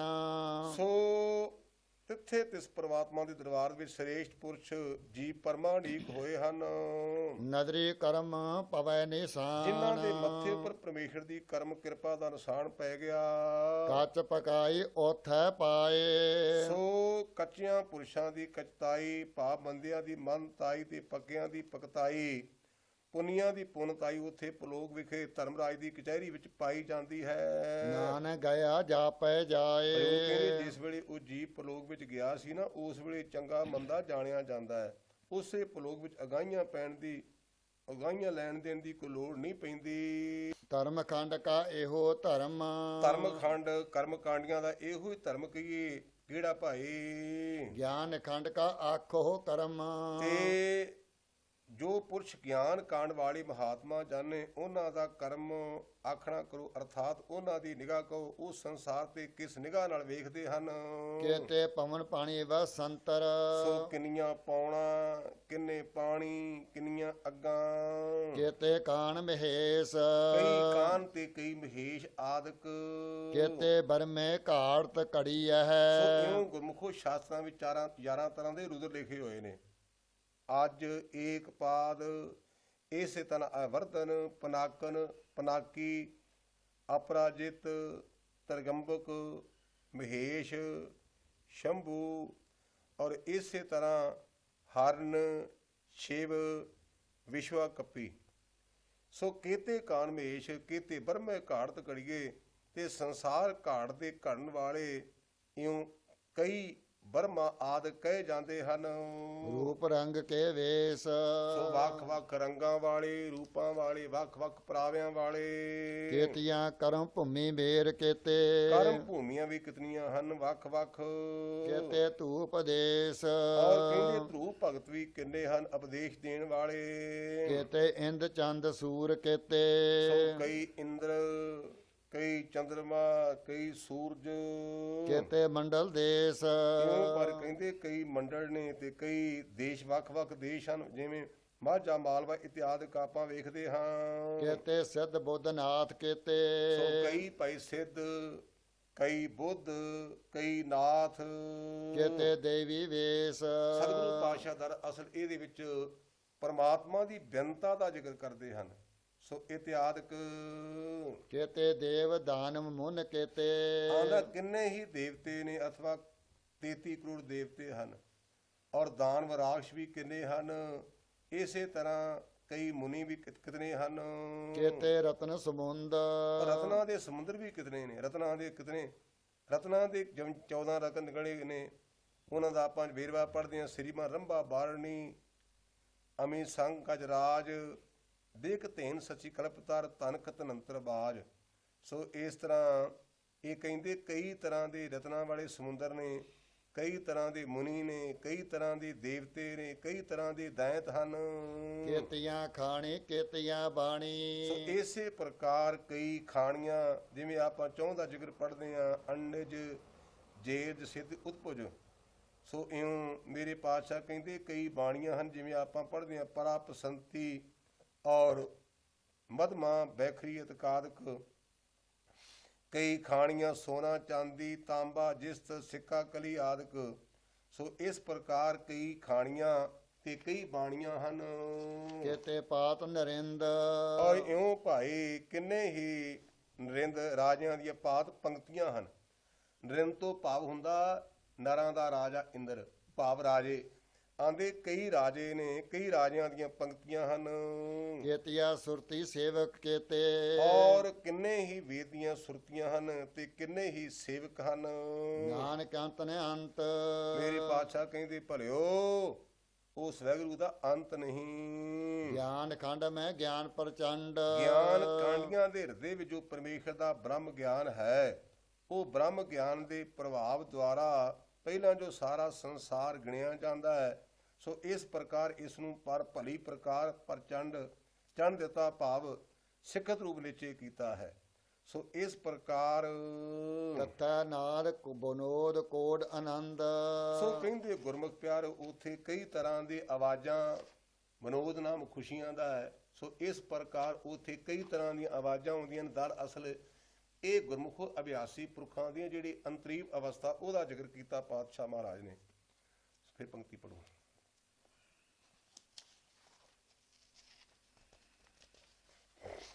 ਤਥਾ ਨਾਦ ਬਨੋਦ ਕੋਡ ਆਨੰਦ। ਨਾਦ ਤੋਂ ਭਾਵ ਹੈ ਆਵਾਜ਼, ਬਨੋਦ ਤੋਂ ਭਾਵ ਖੁਸ਼ੀ, ਕੋੜ ਤੋਂ ਕਰੋੜਾਂ ਗੁਣਾ, ਆਨੰਦ ਤੋਂ ਕੋੜ ਤੋਂ ਭਾਵ ਕਰੋੜਾਂ, ਕੋੜ ਦਾ ਅਰਥ ਵੀ ਹੈ। ਕਹਿੰਦੇ ਜਿਹੜੇ ਉਹ ਗੁਰਮੁਖ ਪਿਆਰਿਓ ਗਿਆਨ ਪ੍ਰਚੰਡ ਨਾ ਬੰਦੇ ਦੇ ਅੰਦਰ, ਤੇ ਕਹਿੰਦੇ ਨੇ ਉਹਨੂੰ ਕਰੋੜਾਂ ਗੁਣਾ ਆਨੰਦ ਆਉਂਦਾ ਹੈ। ਕਈ ਤਰ੍ਹਾਂ ਦੀਆਂ ਆਵਾਜ਼ਾਂ ਆਉਂਦੀਆਂ ਨੇ। ਦਰ ਅਸਲ ਇਹ ਗੱਲ ਗਿਆਨੀਆਂ ਦੇ ਕਹਿਣ ਦੀ ਨਹੀਂ, ਜਿਹੜੇ ਅਭਿਆਸੀ ਲੋਕ ਨੇ ਨਾ, ਜੋ ਉਹਨਾਂ ਨੂੰ ਅਨੁਭਵ ਹੁੰਦਾ ਹੈ, ਸਤਿਗੁਰੂ ਪਾਤਸ਼ਾਹ ਨੇ ਉਹਦਾ ਇਸ਼ਾਰਾ ਕੀਤਾ ਹੈ ਇਹਨਾਂ ਪੰਕਤੀਆਂ ਵਿੱਚ। ਸਰਮ ਖੰਡ ਕੀ ਬਾਣੀ ਰੂਪ। ਇਉਂ ਗੁਰਮੁਖ ਪਿਆਰਿਓ ਨਾਦ ਬਨੋਦ ਆਨੰਦ ਕੋੜ ਪ੍ਰੇ ਪ੍ਰੀਤਮ ਸੰਗ ਬਨੇ, ਮਨ ਬਾਂਝ ਫਲ ਪਾਇਆ ਹਰ ਨਾਨਕ ਨਾਮ ਭਨੇ। ਨਾਦ ਬਨੋਦ ਕੋੜ ਆਨੰਦਾ ਸਹਿਜੇ ਸਹਿ ਸਮਾਇਓ। ਸੋ ਇਸ ਪ੍ਰਕਾਰ ਜਿਹੜਾ ਸਰਮਖੰਡ ਹੈ, ਸੋ ਸਤਿਗੁਰੂ ਪਾਤਸ਼ਾਹ ਮਹਾਰਾਜ ਉਸ ਸਰਮਖੰਡ ਦਾ ਅੱਗੇ ਜ਼ਿਕਰ ਕਰਦੇ ਨੇ। ਸਰਮ ਨਾਮ ਹੈ ਲੱਜਾ ਦਾ। ਉਸ ਮਨੁੱਖ ਦੀਆਂ ਅੱਖਾਂ ਵਿੱਚ ਸ਼ਰਮ ਲੱਜਾ ਹੁੰਦੀ ਹੈ ਜੋ ਪਰਮੇਸ਼ਰ ਦੀ ਉਪਾਸਨਾ ਕਰਦਾ ਹੈ। ਇਸ ਲਈ ਸ਼ਰਮ ਦਾ ਇੱਥੇ ਅਰਥ ਉਪਾਸਨਾ ਕਰਨਾ ਹੈ। ਸਰਮਖੰਡ ਕੀ ਬਾਣੀ ਰੂਪ। ਸੋ ਇਸ ਪ੍ਰਕਾਰ ਸਰਮਕਾਂਡ ਮਹਾਤਮਾ ਦੀ ਬਾਣੀ ਸਫਾਈ ਵਾਲੀ ਹੈ। ਉਹ ਜਦੋਂ ਵੀ ਬੋਲਦੇ ਨੇ ਸਤਿਕਾਰ ਵਿੱਚ ਬੋਲਦੇ ਨੇ, ਭਲਾ ਬੋਲਦੇ ਹਨ। ਤਥਾ ਘਾੜਤ ਘੜੀਐ ਬਹੁਤ ਅਨੂਪ। ਕਹਿੰਦੇ ਉਪਾਸਨਾ ਵਾਲੇ ਮਹਾਤਮਾ ਜਿਹੜੇ ਰਹਿੰਦੇ ਨੇ ਨਾ, ਉੱਥੇ ਬਹੁਤ ਸੋਹਣੀ ਸ਼ੁਭ ਗੁਣਾ ਵਾਲੀ ਘਾੜਤ ਘੜੀ ਜਾਂਦੀ ਹੈ। ਅਰਥਾਤ ਮਹਾਤਮਾ ਦੀ ਸ਼ੁਭ ਸਿੱਖਿਆ ਦੁਆਰਾ ਅਸੁਰੀ ਸੰਪਤਾ ਨੂੰ ਤਿਆਗ ਕੇ ਜਗਿਆਸੂ ਜਿਹੜਾ ਉਹ ਸੁੰਦਰ ਰਹਿਣੀ ਬਹਿਣੀ ਦਾ ਧਾਰਨੀ ਹੋ ਜਾਂਦਾ ਹੈ। ਤਾਕੀਆ ਗੱਲਾਂ ਕਥਿਆ ਨਾ ਜਾਹੇ। ਜੇ ਭਲਾ ਅਸੀਂ ਉਸ ਅਵਸਥਾ ਨੂੰ ਕਹਿਣਾ ਕਰੀਏ ਨਾ, ਤੇ ਕਿਹਾ ਨਹੀਂ ਜਾ ਸਕਦਾ, ਉਹਨੂੰ ਅੱਖਰਾਂ ਨਾਲ ਬਿਆਨ ਨਹੀਂ ਕੀਤਾ ਜਾ ਸਕਦਾ। ਜੇ ਕੋ ਕਹੇ ਪਿੱਛੇ ਪਛਤਾਏ। ਤੇ ਜੇ ਕੋਈ ਸਮਝ ਇਹ ਕਵੇ ਕਿ ਮੈਂ ਉਹਨੂੰ ਕਹਿ ਦਿਆਂ, ਤੇ ਉਹਨੂੰ ਪਛਤਾਵਾ ਪੱਲੇ ਪਏਗਾ, ਕਿਉਂਕਿ ਉਹ ਕਹਿਣ ਤੋਂ ਉੱਪਰ ਹੈ, ਉਹ ਅੱਖਰਾਂ ਵਿੱਚ ਬਿਆਨ ਨਹੀਂ ਕੀਤਾ ਜਾ ਸਕਦਾ। ਤਥਾ ਘੜੀਐ ਸੁਰਤ ਮਤ ਮਨ ਬੁੱਧ। ਉਸ ਜਗ੍ਹਾ ਦੇ ਉੱਪਰ ਕਹਿੰਦੇ ਜਿਹੜੇ ਉਪਾਸਨਾ ਕਰਨ ਵਾਲੇ ਗੁਰਮੁਖ ਜਾਣੇ ਨਾ, ਤੇ ਜਗ੍ਹਾ ਦੇ ਉੱਪਰ ਸੁਰਤ ਵੇਦਾਂ ਦੇ ਮਤ ਸਿਧਾਂਤ ਦੇ ਮਨ ਮੰਨਣ ਕਰਕੇ ਵਾਲੀ ਬੁੱਧੀ ਘੜੀ ਜਾਂਦੀ। ਤੇ ਜਗ੍ਹਾ ਉੱਪਰ ਸੁਰਤ ਚਿੱਤ ਮਨ ਕਹੀਏ, ਮਦ ਕਹੀਏ ਭਾਵ ਹੰਕਾਰ, ਮਨ ਤੇ ਬੁੱਧੀ ਚਤੁਸ਼ਟੀ ਅੰਤਸ਼ਕਰਨ ਦੀ ਸੁਧੀ ਘੜੀ ਜਾਂਦੀ ਹੈ। ਭਾਵ ਸ੍ਰੇਸ਼ਟ ਪ੍ਰੀਤੀ ਮਦ ਸਿੱਖਿਆ, ਮਨ ਦੇ ਸਕਲਪਾਂ ਵਿਕਲਪਾਂ ਦੀ ਨਿਮਰਤੀ, ਤੇ ਆਤਮ ਵਿਛਾਣੀ ਬੁੱਧੀ ਇਤਿਆਦਿਕ ਸ਼ੁਭ ਗੁਣਾਂ ਦੀ ਘਾਟ ਘੜੀ ਜਾਂਦੀ। ਜਾਂ ਇਉਂ ਕਹਿ ਲਓ ਦੇਸੀ ਭਾਸ਼ਾ ਦੇ ਵਿੱਚ, ਜਿਹੜੇ ਔਗਣ ਨੇ ਉਹ ਖਤਮ ਹੋ ਜਾਂਦੇ ਨੇ, ਤੇ ਚੰਗੇ ਗੁਣਾਂ ਵਾਲੀ ਬੰਦੇ ਦੀ ਬੁੱਧੀ ਬਣ ਜਾਂਦੀ ਹੈ। ਤਥਾ ਘੜੀਐ ਸੁਰਾ ਸਿੱਧਾ ਕੀ ਸੁਧ। ਔਰ ਇਸ ਗੱਲ ਦਾ ਉਪਾਸਨਾ ਕਰਨ ਵਾਲੇ ਮਹਾਤਮਾ ਦੇ ਪਾਸ ਸੁਰਾ ਦੇਵਤਿਆਂ ਤੇ ਸਿੱਧਾਂ ਦੀ ਸੁਧ ਖਬਰ ਘੜੀ ਜਾਂਦੀ। ਭਾਵ ਇਸ ਗੱਲ ਦਾ ਪਤਾ ਲੱਗ ਜਾਂਦਾ ਕਿ ਅਮਕੇ ਕਰਮ ਕਰਕੇ ਦੇਵ ਪਦਵੀ ਮਿਲਦੀ ਹੈ, ਤੇ ਫਲਾਣਾ ਕਰਮ ਕਰਕੇ ਸਿੱਧ ਪਦਵੀ ਮਿਲਦੀ ਹੈ। ਤੇ ਜਗ੍ਹਾ ਦੇ ਦੇਵਤਿਆਂ ਤੇ ਸਿੱਧਾਂ ਦੀ ਖਬਰ, ਭਾਵ ਸਾਰੇ ਸੰਸਾਰ ਦੀ ਅੰਤਰਯਾਮਤਾ ਹੋ ਜਾਂਦੀ। ਜਦੋਂ ਬੰਦਾ ਇਸ ਅਵਸਥਾ ਤੇ ਪਹੁੰਚ ਜਾਂਦਾ ਨਾ, ਤੇ ਜਿਹਨੂੰ ਕਹਿੰਦੇ ਕਿ ਕਿਸੇ ਦੇ ਅੰਦਰ ਦੇ ਫੁਰਨਿਆਂ ਨੂੰ ਲੱਭ ਲੈਣਾ, ਇਹ ਗੁਰਮੁਖ ਪਿਆਰੇ ਜਿਹੜੇ ਸਰਮਖੰਡ ਵਾਲੇ ਨੇ, ਉਹ ਇਸ ਅਵਸਥਾ ਨੂੰ ਪਹੁੰਚ ਜਾਂਦੇ ਨੇ ਕਿ ਜੋ ਬੰਦੇ ਦੇ ਅੰਦਰ ਦਾ ਫੁਰਨਾ ਉਹਨੂੰ ਬੁੱਝਣ ਦੀ ਸਮਰੱਥਾ ਰੱਖਦੇ ਹਨ। ਕਰਮਖੰਡ ਕੀ ਬਾਣੀ ਜੋਰ। ਇਹਨੂੰ ਕਹਿੰਦੇ ਨੇ ਬਖਸ਼ਿਸ਼ ਵਾਲਾ ਖੰਡ। ਜਦੋਂ ਕਹਿੰਦੇ ਮਨੁੱਖ ਤੇ ਬਖਸ਼ਿਸ਼ ਹੋ ਜਾਂਦੀ ਹੈ, ਉਹਦੇ ਮਨੁੱਖ ਦੀ ਬਾਣੀ ਵਿੱਚ ਜ਼ੋਰ ਆ ਜਾਂਦਾ ਹੈ। ਭਾਵ ਜਿਵੇਂ ਮਹਾਂਪੁਰਸ਼ ਕੋ ਭਜਨ ਕਰਦੇ ਨੇ ਰੱਬ ਦੇ ਪਿਆਰ ਵਾਲੇ, ਉਹ ਪੂਰੇ ਹੋ ਜਾਂਦੇ ਹਨ। ਤਥਾ ਹੋਰ ਨਾ ਕੋਈ ਹੋਰ। ਔਰ ਜੇ ਕੋਈ ਉਹਨਾਂ ਦਾ ਮੁਕਾਬਲਾ ਕਰਨਾ ਚਾਹੇ ਤੇ ਕਰ ਨਹੀਂ ਸਕਦਾ, ਅਥਵਾ ਉਹਨਾਂ ਮਹਾਂਪੁਰਸ਼ਾਂ ਗੁਰਮੁਖ ਪਿਆਰਿਆਂ ਦੇ ਬਚਨਾਂ ਨੂੰ ਮੋੜਿਆ ਨਹੀਂ ਜਾ ਸਕਦਾ, ਟਾਲਿਆ ਨਹੀਂ ਜਾ ਸਕਦਾ।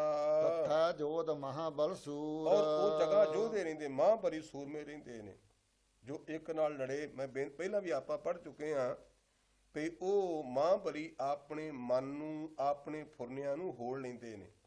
ਤਿੱਥੇ ਜੋਧ ਮਹਾਂਬਲੀ ਸੂਰ, ਤਿੱਥੇ ਜੋਧ ਮਹਾਂਬਲ ਸੂਰ। ਇਸ ਅਵਸਥਾ ਨੂੰ ਜੋਧੇ ਮਹਾਂਬਲੀ ਤੇ ਸੂਰਮੇ ਪਹੁੰਚ ਸਕਦੇ ਨੇ, ਆਮ ਮਨੁੱਖ ਦੇ ਵੱਸ ਦੀ ਬਾਤ ਨਹੀਂ। ਤੇ ਜਿਹੜੇ ਇੱਥੇ ਪਹੁੰਚ ਗਏ ਉਹਨਾਂ ਨੂੰ ਕੀ ਅਨੁਭਵ ਹੋਇਆ? ਤਨ ਮੈਂ ਰਾਮ ਰਿਹਾ ਭਰਪੂਰ। ਕਹਿੰਦੇ ਇਸ ਪ੍ਰਕਾਰ ਉਹਨਾਂ ਨੂੰ ਪਰਿਪੂਰਨ ਪਰਮਾਤਮਾ ਲਵਾਲਾ ਪ੍ਰਤੀਤ ਹੁੰਦਾ, ਭਾਵ ਕਿ ਉਹਨਾਂ ਨੂੰ ਸਾਰਿਆਂ ਦੇ ਵਿੱਚ ਉਸ ਵਾਹਿਗੁਰੂ ਦੀ ਜੋਤ ਪ੍ਰਤੀਤ ਹੁੰਦੀ ਹੈ। ਤਥਾ ਸੀਤੋ ਸੀਤਾ ਮਹਿਮਾ ਮਾਹੇ। ਇਉਂ ਗੁਰਮੁਖ ਪਿਆਰਿਓ, ਪਰਮੇਸ਼ਰ ਦੀ ਮਹਿਮਾ ਵੇਖਿਓ, ਜੋ ਮਨ ਸੀਤਾ ਗਿਆ ਭਵਤਦਾਕਾਰ ਹੋ ਗਿਆ ਹੈ।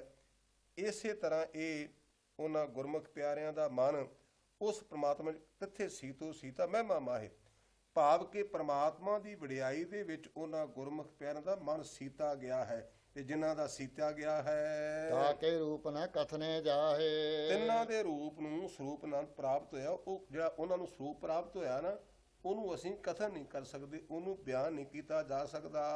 ਨਾ ਉਹ ਮਰੇ ਨਾ ਠਾਗੇ ਜਾਹੇ। ਜਿਹੜੇ ਇਸ ਅਵਸਥਾ ਨੂੰ ਗੁਰਮੁਖ ਪਿਆਰੇ ਪਹੁੰਚ ਗਏ ਨਾ, ਉਹ ਮਰਦੇ ਨਹੀਂ ਤੇ ਨਾ ਉਹਨਾਂ ਨੂੰ ਕੋਈ ਠੱਗ ਸਕਦਾ, ਕੋਈ ਧੋਖਾ ਨਹੀਂ ਦੇ ਸਕਦਾ।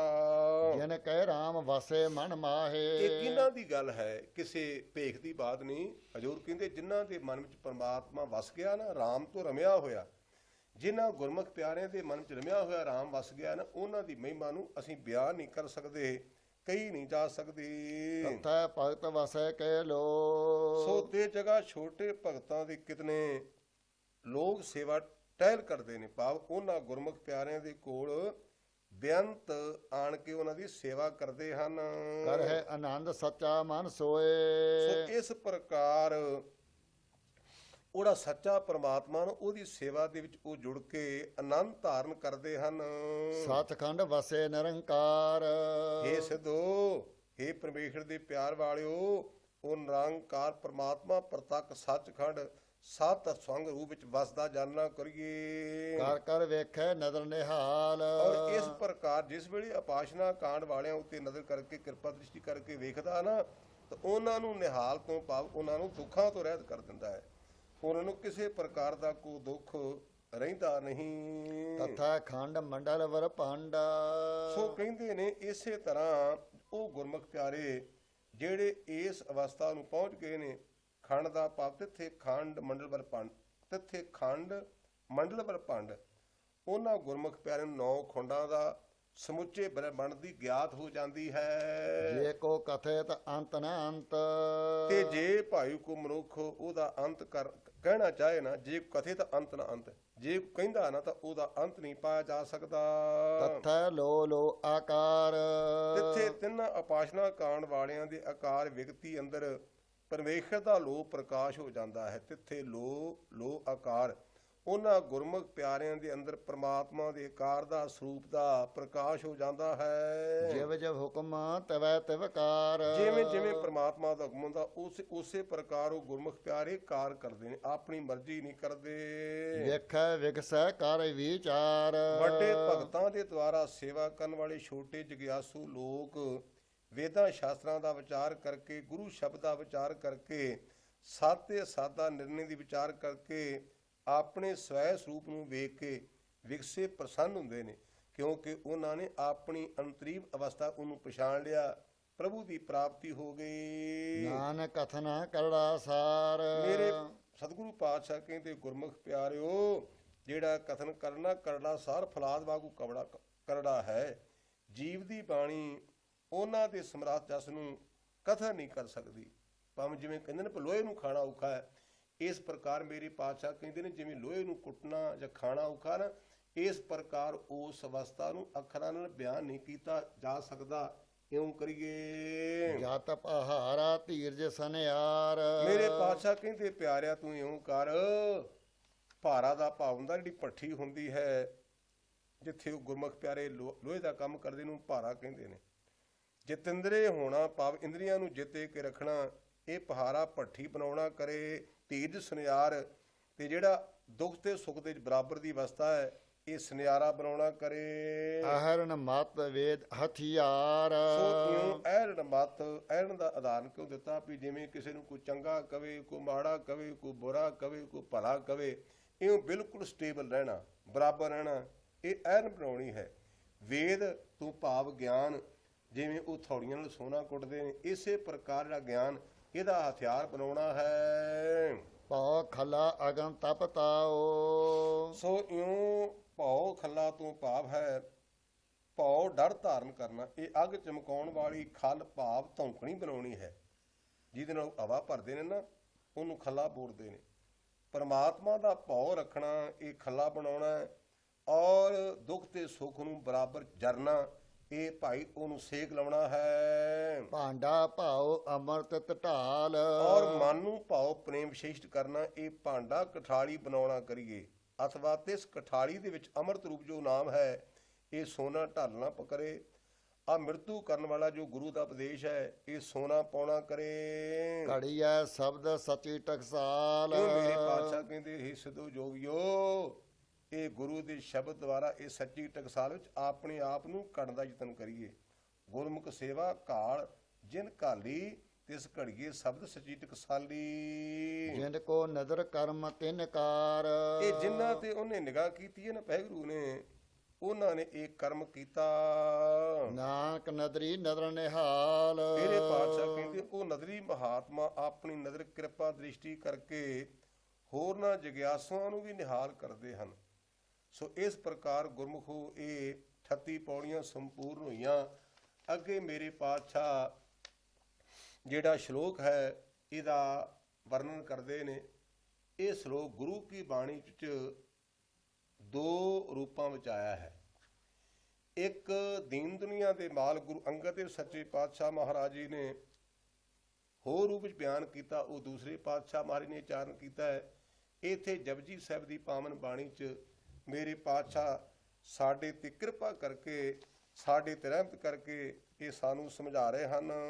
ਸਰੋਕ ਪਵਨ ਗੁਰੂ ਪਾਣੀ ਪਿਤਾ। ਇਹ ਜਗਤ ਰੂਪ ਬਾਲਕੇ ਦਾ ਪੌਣ ਗੁਰੂ ਹੈ। ਜਿਵੇਂ ਗੁਰੂ ਦੀ ਹਸਤੀ ਸਭ ਤੋਂ ਵੱਡੀ, ਇਸੇ ਤਰ੍ਹਾਂ ਪ੍ਰਾਣ ਰੂਪ ਪਵਨ ਦੀ ਹਸਤੀ ਸਭ ਇੰਦਰੀਆਂ ਤੋਂ ਵੱਡੀ ਹੈ। ਕਿਉਂਕਿ ਜੇ ਪ੍ਰਾਣ ਨਾ ਹੋਣ ਤੇ ਕੁਝ ਵੀ ਨਹੀਂ। ਆਪਾਂ ਪੜ੍ਹਦੇ ਹਾਂ, ਆਦਮੀ ਹਾਂ ਇੱਕਦਮ ਹੀ ਮੋਤ ਨਾ ਜਾਣਾ। ਜੇ ਦਮ ਆ ਗਿਆ ਤੇ ਆਦਮੀ ਤੇ ਕੁਝ ਵੀ ਨਹੀਂ। ਜਿਹੜਾ ਦਮ ਸਵਾਸ ਹੈ ਨਾ, ਉਹ ਪੌਣ ਹੈ। ਮੇਰੇ ਪਾਤਸ਼ਾਹ ਕਹਿੰਦੇ ਪਵਨ ਗੁਰੂ ਪਾਣੀ ਪਿਤਾ। ਜਿਹੜੀ ਪੌਣ ਹੈ ਇਹ ਗੁਰੂ ਹੈ, ਇਹ ਸਾਰਿਆਂ ਤੋਂ ਵੱਡੀ ਹੈ। ਪਾਣੀ ਪਿਤਾ, ਹਾਂਜੀ। ਮਾਤਾ ਧਰਤ ਮਹਤ। ਇਹ ਪਾਣੀ ਪਿਤਾ ਕਿਉਂ ਕਿਹਾ ਹੈ? ਪਾਣੀ ਪਿਤਾ ਜਗਤ ਦਾ, ਫਿਰ ਪਾਣੀ ਸਭ ਖਾਏ। ਪਾਣੀ ਮੈਲਾ ਮਾਟੀ ਗੋਰੀ, ਇਸ ਮਾਟੀ ਕੀ ਪੁੱਤਰੀ ਜੋਰੀ। ਕਿਉਂਕਿ ਪਾਣੀ ਦੇ ਕਰਕੇ ਸਾਡੇ ਸਰੀਰ ਦਾ ਮਾਂ ਕੀ ਰਗਤ ਪਿਤਾ ਬਿਨ ਚਾਰਾ। ਪਾਣੀ ਨੂੰ ਪਿਤਾ ਤਾਂ ਕਿਹਾ ਕਿ ਪਾਣੀ ਦੇ ਕਾਰਨ ਕਰਕੇ, ਬਿੰਦ ਕਰਕੇ ਸਾਡੇ ਸਰੀਰ ਦੀ ਹੋਂਦ ਬਣਦੀ ਹੈ। ਪਵਨ ਗੁਰੂ ਪਾਣੀ ਪਿਤਾ। ਮਾਤ ਧਰਤ ਮਹਤ। ਤੇ ਜਿਵੇਂ ਬੱਚਾ ਚੰਗਾ ਮਾੜਾ ਗੰਦ ਪਾਉਂਦਾ ਤੇ ਮਾਂ ਗਿਲਾ ਨਹੀਂ ਨਾ ਕਰਦੀ, ਇਸੇ ਪ੍ਰਕਾਰ ਧਰਤੀ ਦੇ ਉੱਪਰ ਆਪਾਂ ਕਈ ਤਰ੍ਹਾਂ ਦੀ ਕਿਰਿਆ ਕਰਦੇ, ਚੰਗੀ ਮਾੜੀ, ਪਰ ਕਦ ਧਰਤੀ ਨੇ ਇਤਰਾਜ਼ ਨਹੀਂ ਕੀਤਾ। ਇਸ ਤਰ੍ਹਾਂ ਇਹਨੂੰ ਧਰਤੀ ਨੂੰ ਮਾਤਾ ਆਖਿਆ ਗਿਆ ਹੈ। ਦਿਵਸ ਰਾਤ ਦੋਏ ਦਾਈ ਦਾਇਆ। ਦਿਨ ਤੇ ਰਾਤ ਇਹ ਦੋਏ ਦਾਈ ਦਾਏ ਨੇ। ਜਿਵੇਂ ਨੌਕਰਾਣੀ ਹੁੰਦੀ ਨੇ, ਸੇਵਾਦਾਰਨੀ ਬੀਬੀ ਉਖੜਾਈ ਜਾਂਦੀ, ਇਸੇ ਪ੍ਰਕਾਰ ਦਿਨ ਤੇ ਰਾਤ ਇਹ ਦਾਈ ਤੇ ਦਾਇਆ ਨੇ। ਇਹ ਖੇਲੇ ਸਗਲ ਜਗਤ, ਇਹ ਸਾਰਾ ਸੰਸਾਰ ਖੇਡ ਰਿਹਾ ਹੈ। ਖੇਲੇ ਸਗਲ ਜਗਤ।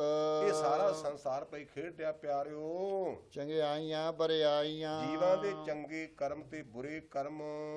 ਵਾਚੇ ਧਰਮ ਹਦੂਰ। ਧਰਮ ਰਾਜੇ ਦੇ ਦਰ ਤੇ ਵਾਜੇ ਜਾਂਦੇ ਹਨ, ਅਥਵਾ ਧਰਮ ਰਾਜਾ ਰੱਬ ਦੀ ਹਜ਼ੂਰੀ ਵਿੱਚ ਵਾਜਦਾ ਹੈ। ਕਰਮੀ ਆਪੋ ਆਪਣੀ। ਪਰ ਗੁਰਮੁਖੋ ਗੱਲ ਤਾਂ ਕਰਮਾਂ ਦੀ ਹੈ, ਉੱਥੇ ਆਪੋ ਆਪਣੇ ਕਰਮਾਂ ਦੀ ਗੱਲ ਹੋਵੇਗੀ। ਇਹ ਨੇੜੇ ਕੇ ਦੂਰ। ਸੋ ਜੋ ਬੁਰੇ ਕਰਮਾਂ ਦੇ ਕਰਨ ਵਾਲੇ ਨੇ, ਉਹਨਾਂ ਦਾ ਧਰਮ ਰਾਜ, ਉਹ ਤਾਂ ਧਰਮ ਰਾਜ ਦੇ ਨਜ਼ਦੀਕ ਰਹਿੰਦੇ ਨੇ ਮਾਰ ਖਾਣ ਵਾਸਤੇ, ਤੇ ਚੰਗੇ ਕਰਮ ਕਰਦੇ ਨੇ ਉਹ ਧਰਮ ਰਾਜੇ ਤੋਂ ਦੂਰ ਰਹਿੰਦੇ ਨੇ। ਜਮ ਜੈ ਲਾਲਚ ਜਗਾਤੀ ਘਾਟ, ਦੂਰ ਰਹੀ ਉਹ ਜਨ ਤੇ ਵਾਟ। ਕਰਮੀ ਆਪੋ ਆਪਣੀ ਕੇ ਨੇੜੇ ਕੇ ਦੂਰ। ਕਹਿੰਦੇ ਆਪੋ ਆਪਣੇ ਕਰਮਾਂ ਦੇ ਮੁਤਾਬਕ ਚੰਗੇ ਪੁਰਸ਼ ਨੇ ਉਹ ਧਰਮ ਰਾਜੇ ਤੋਂ ਦੂਰ, ਤੇ ਜਿਹੜੇ ਮਾੜੇ ਨੇ ਉਹ ਧਰਮ ਰਾਜੇ ਦੇ ਲਾਗੇ ਲੈਣ, ਕਿਉਂਕਿ ਧਰਮ ਰਾਜਾ ਉਹਨਾਂ ਨੂੰ ਕੁੱਟਦਾ ਹੈ। ਜਿਨੀ ਨਾਮ ਧਿਆਇਆ। ਸਤਿਗੁਰੂ ਪਾਤਸ਼ਾਹ ਨੇ ਇੱਥੇ ਸਮੁੱਚਾ ਨਿਰਣਾ ਕਰ ਦਿੱਤਾ। ਇੱਥੇ ਕਿਸੇ ਕੌਮ ਨੂੰ, ਕਿਸੇ ਜਾਤੀ ਨੂੰ, ਕਿਸੇ ਔਰਤ ਤੇ ਕਿਸੇ ਮਰਦ ਦਾ ਜ਼ਿਕਰ ਨਹੀਂ ਕੀਤਾ।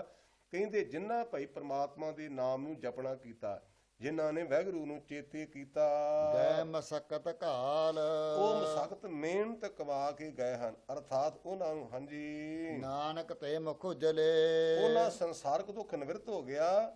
ਮਸਤਕ ਲਹੋ ਮਜੂਰੀਆ ਮੰਗਮਾ ਖਸਮੋ ਦਰਾਹੋ, ਨਾਨਕ ਤੇ ਮੁਖ ਉਜਲੇ। ਤੇ ਤੋਂ ਭਾਵ ਉਹ ਜਿਹੜੇ ਮੁਖ ਨੇ, ਉਹ ਆਦਮੀ, ਉਹ ਜੀਵ, ਉਹ ਮਨੁੱਖ ਸੰਸਾਰ ਤੋਂ ਮੁਖ ਉਜਲਾ ਲੈ ਕੇ ਗਏ ਕੇਤੀ ਛੁੱਟੀ ਨਾਲ ਤੇ ਉਹਨਾਂ ਦੇ ਨਾਲ ਗੁਰਮੁਖ ਹੋਰ ਵੀ ਕਈ ਛੁੱਟ ਗਏ।